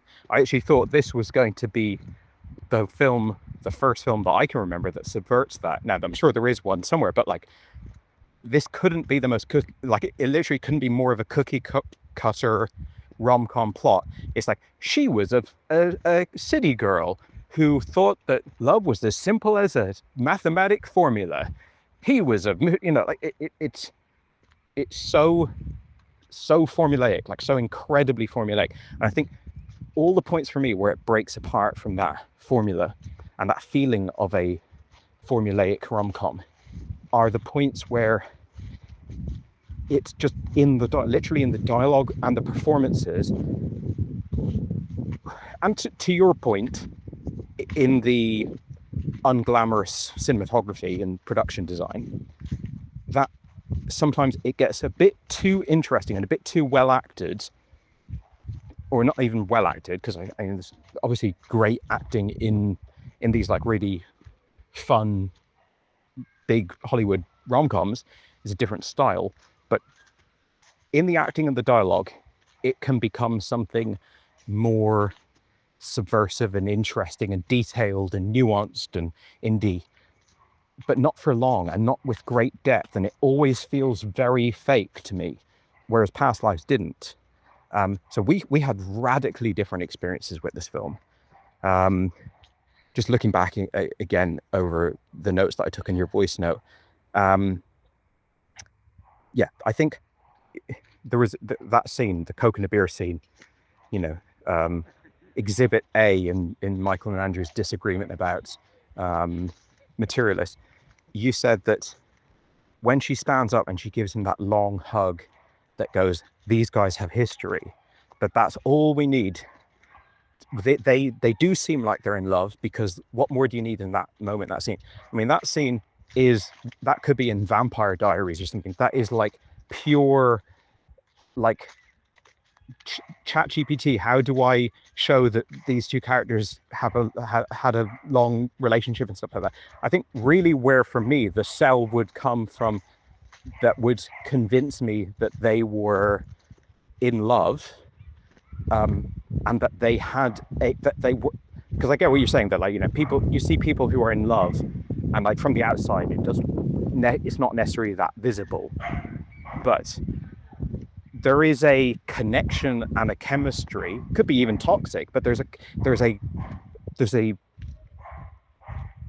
energy between them that is palpable when people are in love. Now this film, and this is another disagreement, I think you said in your voice note that the film doesn't necessarily leave us with the impression that they're going to be together, that this is going to work out. Like, I think it absolutely does.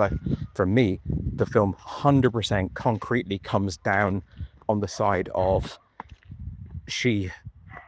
this is her soulmate, and they're basically establishing now a new successful partnership. Of course, it's not making the claim that they're literally going to stay together forever, but I absolutely don't feel like it's a nuanced ending of like, maybe this is a good idea, maybe this is not a good idea. Like, it feels very much like a Hollywood rom-com ending to me. And again, this is just like, we've had such different experiences with this film, but the chemistry, and I would say the complete lack thereof, between Dakota Johnson and Chris Evans, that scene where they stand up and do the long hug works because they don't, like, you could literally put any two actors together. I mean, they're both attractive actors of a similar age, so even easier. But like, the actors require no chemistry or acting talent to do that long hug, which I completely agree with you, firmly establishes that they have a history together and they have been in love, and these are like incredibly important people to each other in terms of like a personal history level. But we've got about an hour, probably got like about an hour and a half left of the movie at that point, might even have an hour and 45 minutes left at that point, and I don't think there's ever any significant passage of time between Dakota Johnson, I keep on thinking, I'm almost saying Dakota Fanning, and I'm almost saying Chris Pine and Chris, you name it.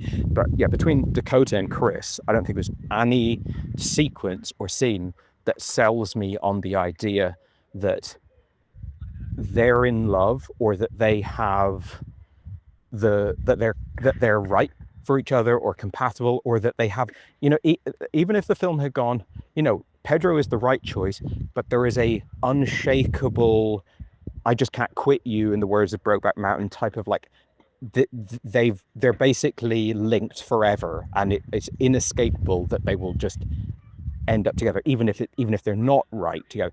Even if the film had achieved that would have made more sense to me. To me, she has substantial chemistry with Pedro, which doesn't necessarily, kids are playing, Jesus Christ, little boy's gone into the toilet and locked himself in there, and there's his sister's outside, and he's trying to mess and pretend that he's in trouble, but now I'm the outsider looking on and being like, is he in trouble? 99% sure he's not in trouble. Don't want to be the like 40-year-old man sort of like bursting into a kid on his own in a fucking toilet. Anyway, it seems to have passed as a moment. So let me go back to my train of thought. yeah, I don't see any reason for them to be together. I think I'm actually a really big fan of Chris Evans. Like, you know, when he's Captain America, I really like him. I think as a glossy Hollywood guy, I think he's really good. I think things like The Gray Man and Knives Out, which are still Hollywood fireworks, like the purpose of those is to be sort of like taking all the attention, like sucking up all of the attention and just like blasting charisma onto the screen, whether it's a likable character or a hateable character. Like if he's doing that kind of Hollywood movies, I think he's really good. The one movie I've seen prior to this where he was doing more of a naturalistic, like he's just like an everyman, was a movie called Gifted, which, to be fair, it's not a good movie, so it's I probably unfair to judge Chris on it. I don't think the film didn't have much going for it. He didn't hurt the film really, but he didn't do anything at the film that made me go, you know what, this guy just like freaking stick him in like natural mumblecore type stuff, and he's actually got what it takes. I don't think he has what it takes. I agree he's like schlubby and de-glamorized. I think it's because he got an awful haircut in it. I don't know how maybe that was intentional, but I just think he's miscast. I think he doesn't really hurt the film much, but I think when you watch Past Lives and you look at those three actors in Past Lives, you'd never say, oh, he's not really hurting the film much. You'd say that all three of them are just like fucking elevating the hell out of this film. And again, I go back to like my references to the likes of Adam Driver and stuff. Like there's so many actors that you could have put in this Chris Evans role that are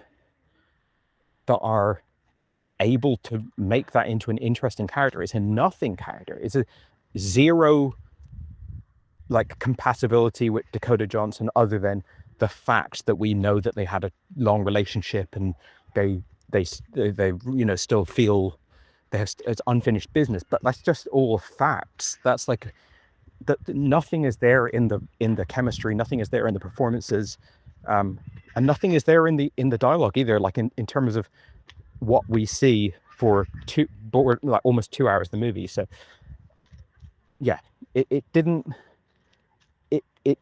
takes the Hollywood route in its third act of like does what every movie I've seen like this does, where she chooses the poor guy because she's realized it's not just all about money and stuff. But it might actually weirdly, even though all the other movies I've seen that in are like super like mainstream glossy movie, this film might even do less to justify the appeal of the poor guy, because I just don't think there was chemistry between the leads. And I think that's probably one of the main things that they test for when they're casting movies like this. And here it's probably just like, you know, Chris Evans is going to add a good 40 million onto the gross of this movie, so go with that. But it worked for you. And like, so really everything that I'm saying here is like, I have to remember this really, really worked well for you. Yeah. I think, and just, you know, another, you mentioned that like the house share thing. Just to be clear, it wasn't that I was saying that the house share scenes are unrealistic. I just think that they're boring, they're dull, they're not funny. I think the intention is comedy. Again, if you're not viewing this as like a swing for mainstream rom-com, then you probably wouldn't be bothered by like how unfunny those scenes are, because it's not attempting that to you. And that's what it seems to me. Like, it seems to me that you've watched this film and come away feeling like she wasn't at all attempting to do a big, like a mainstream romantic comedy.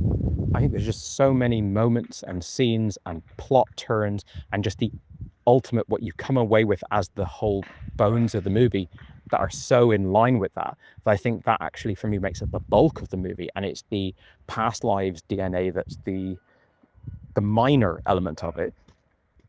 So for me, when I look at those scenes, I'm like, yeah, every movie that's a rom-com that features one of the characters being poor, they show funny scenes of that character being poor, whether it's like they work in a fast food place, or they're in a messy room share, or they've got like a shitty car, whatever it is. Like every one of those movies, it occasionally goes to that character and goes, remember, he's poor, and this is and look how funny it is, which is fine. I'm a big fan of that. And this film just did a poor job of this. I think it is a bad Jennifer Lopez movie. It's not a good Jennifer Lopez movie. It's a bad Jennifer Lopez movie. But I'm obviously arguing against all the points you made, because like the things that you've said about this film alienate me so much. I just like really absolutely fundamentally was not on that wavelength. But if I step outside of that disagreement between us, and I go to just like how much did you enjoy this film as you're watching it? Very watchable. Again, I was sort of almost like a crime of the movie, because I feel like this is just fast food, like TV dinner, Netflix entertainment for the most part. I think Dakota Johnson and Pedro Pascal would probably struggle to deliver bad performances, although I think Pedro takes a fairly good shot at it in Drive Away Dolls. But yeah, it's nothingy, but it's also it whiles away an evening. I wasn't restless. I mean, it is too long, but even at its too long length, I wasn't restless. It's got some good scenes. I think the restaurant scene, it's got some nice big long monologues. It kept on reminding me of better films. I think it is, although it's reminiscent of many better films, it is still doing some of what those films do. So let's say I make a movie and it's reminding you of Casablanca. I'm probably doing something fairly decent. You'd be damn sure I'm not doing something as good as Casablanca. And you're probably, when you think about it, why am I watching this? I should be watching Casablanca. But to even remind you of that stuff, I must be doing something half decent, right? So anyway, big disconnect between us on this one, but I think that's interesting. I think it like hearing you talk about it as a meta commentary on romantic comedies, that sort of like clicks into place about, right, okay, that must have been what she was going for. Like that must have been at least in part what she's going for. Whereas some of the other things you said about like the Coke and the beer scene being realistic, it's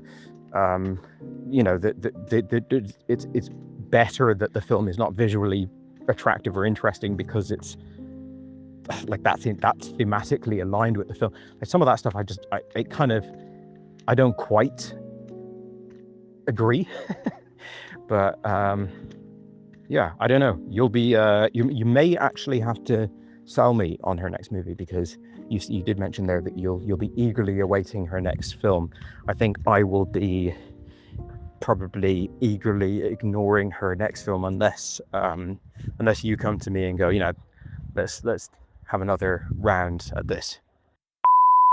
Yeah, I mean, you can tell her yourself because she's coming on the voice notes soon. She heard my ringing endorsement and decided to drop on. But yeah, I feel like the same way Inception is a box within a box, this is the themes of a romance movie, or a rom-com, should I say, fitted in to the mind of Celine Song. And I think it's also fitting that people wheel and deal in those tropes as well.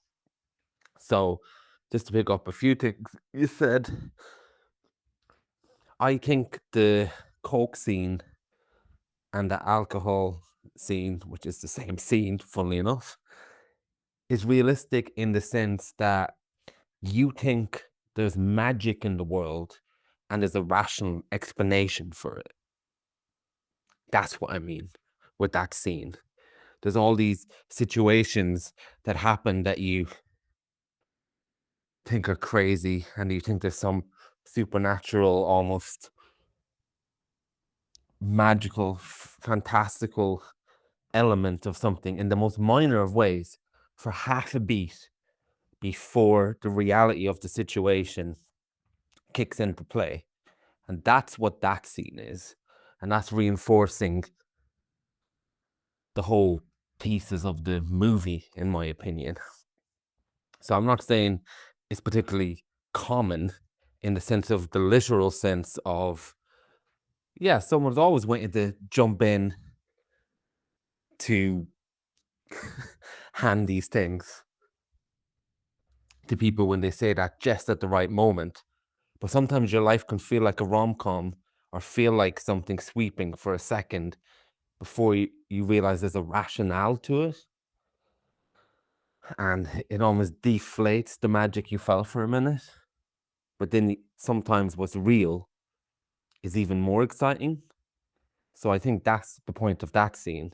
And I think the framing is really nice in that scene as well, to convey the feeling of all those emotions, and especially Dakota Johnson pulls it together with sitting with Pedro Pascal at the table, having a completely different type of smile and some kind of happiness, expression-wise anyway. And then the drink arrives in a second, and for a minute, she sells that scene amazingly, and then she immediately changes her expression to something that's akin to real emotion that you can feel as an audience. At least that's what I think. Secondly, I think it is not beyond the realms of realism that in a world where daters or the matchmakers are basically the stock market brokers and have set up someone in that situation, that they wouldn't be called in to remind them that their stock is good and the investment they're making is a good decision, especially when her reasons for it are the exact same as the stockbrokers to an extent when it's broken down. And what else did you say? I'm trying to think now. You said something else that I fundamentally disagreed with. Oh yeah, what you're saying about the scenes that are underwhelming visually. I don't think they're underwhelming visually because they express the exact underwhelmingness of the character in that scene. And I think lots of movies are so much more surface based when it comes to money and poor people. But I feel like this movie really nails it as well, especially when we get that scene where they're driving to an apartment. Sorry, they're driving for their anniversary. They can't find a way to park, and they absolutely lose their shit having a fight over money. I think that doesn't happen in other rom-coms and whatnot. I think it's much more, here's Mr. Rich, here's Mr. Slob, but they don't get into it. They don't get into what that argument about money looks like. So I feel like that's what takes it to another level as well. And I'm also gonna say that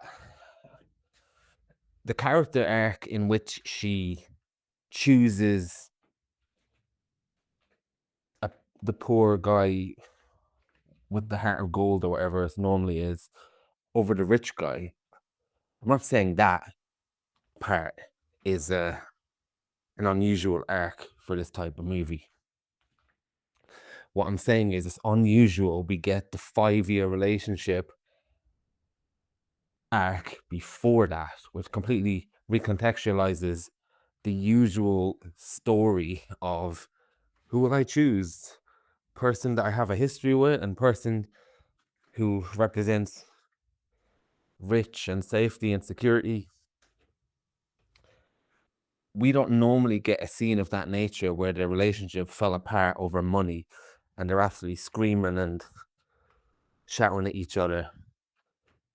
And to my mind, a very realistic conversational way. We don't get that scene.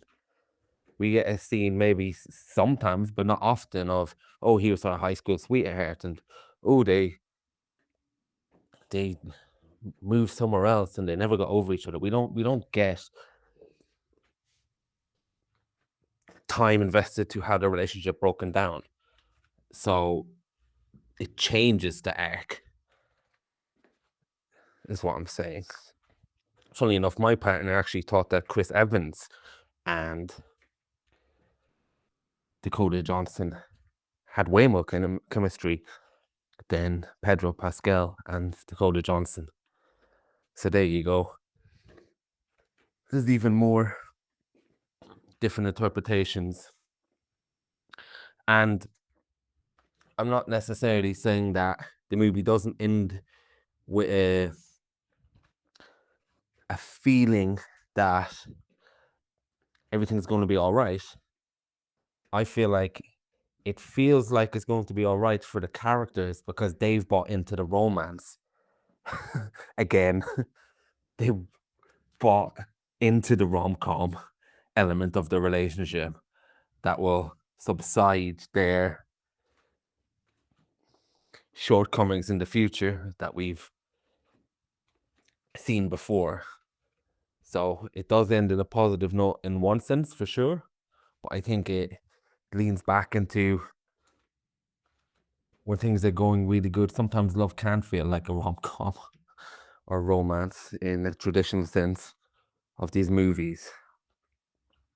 But to me, it's still done enough before that, especially when it goes to the wedding scene and they're talking over the couple and saying what will happen to their relationship. It does show me that there's a potential for cynicalness, and I think the earlier scene shows that there's definitely a potential for it to happen again.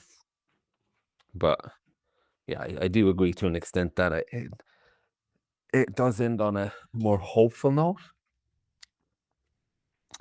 But yeah, let's see what she has coming next. If it will be a superhero romance movie between Superman and Wonder Woman set in the Fortress of Solitude. Let's see if I can sell you on it, or even sell myself on it. But yeah. Well, this one's a romance movie between Captain America, Mr. Fantastic, and Madam Web. So she's definitely laying the foundation for that. No, I agree with pretty much everything you said there in that voice note. I think it's like things register different for us in this film, but I can see where you're coming from on all those points. I think one, like I was just sort of turning this over in my head as I was listening to you there. I was thinking about, like, we generally agree on films. Like, I don't think there's any film where we agree with 100% in every observation you could make about the film, but the general takeaway is usually similar. I'll like it a little more than you, you'll like it a little more than me, whatever. But for the most part, we kind of tend to agree on movies. Like I said, there's certain genres that one of us feels very strongly about, but when it's not a genre film like this, it's more, well, I guess this is a rom-com, but you know what I mean? When it's something that isn't a particular niche interest for either of us, then we tend to agree. And then occasionally a film like this will come along where we just have a radically different experience with it. And that's fascinating. And it's interesting to try and get at that and figure out,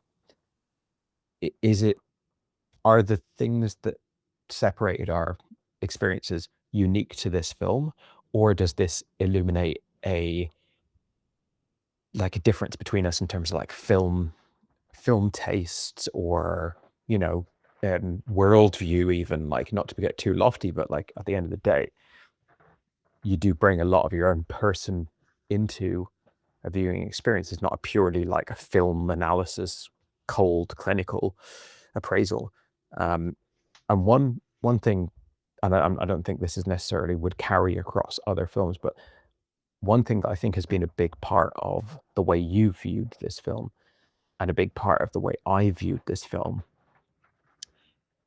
in terms of the difference at least, is that you've, like, a big part of the experience seems to be for you that it's a meta film, that it's an actual commentary on the romantic comedy genre, and it's like kind of postmodern in that way. Like it's going, well, what is the impact of this genre on people in the world and how they look at romance? What is the impact of it on an audience viewing a film? And it's like this whole interesting deconstruction of the romantic comedy or the romance chick flick genre. Because a lot of the points you're making, like especially in points where we disagree, where we not disagree, but where we had like there'll be a moment that was really singing for you and that just left me completely cold. And your take on it will be like, the way they did that is perfect because of the pre-existing genre conventions and how this is toying with them. Whereas for me, I didn't at all feel that. I felt that this was an attempt to be a fusion of genres, if you will, like the rom-com genre, the sort of indie drama genre of past lives, but that it wasn't a meta film that was commenting on the film styles of films that it was echoing. And so I think if you get two people and one of them views it through the former lens and one of them views it through the latter, those are going to be very, very, very different experiences with the film. And in this case, I think it's contributed to you liking the film and me not liking the film. And the reason why that sort of comes into focus as a possible or probable, I would say, element in the difference in opinion that we've had about this film is because I've seen that play out so many times before. So I've seen it when I've been the person, or not the person, but I've been in the group of people saying that, no, this is actually like sort of satirizing itself or whatever. So that a very, very famous example would be Starship Troopers. I remember when that film came out, I remember that it was by pretty much everyone taken, and by when I say pretty much everyone, I'm talking about like in the public, in the media, like people who had platforms.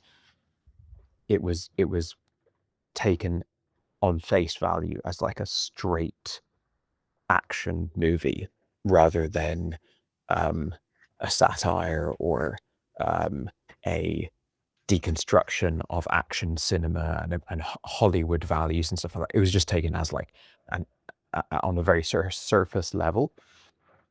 And I remember watching it with a friend of mine, and I would have been quite young at the time. I guess I was probably like 11 or so when that movie came out. I'm not 100% sure, but it was like very clear that this was like hilarious, that this was comedic, but also really worked and was really thrilling as the genre that it was kind of commenting on. It was like a loving, it was doing both, put it that way.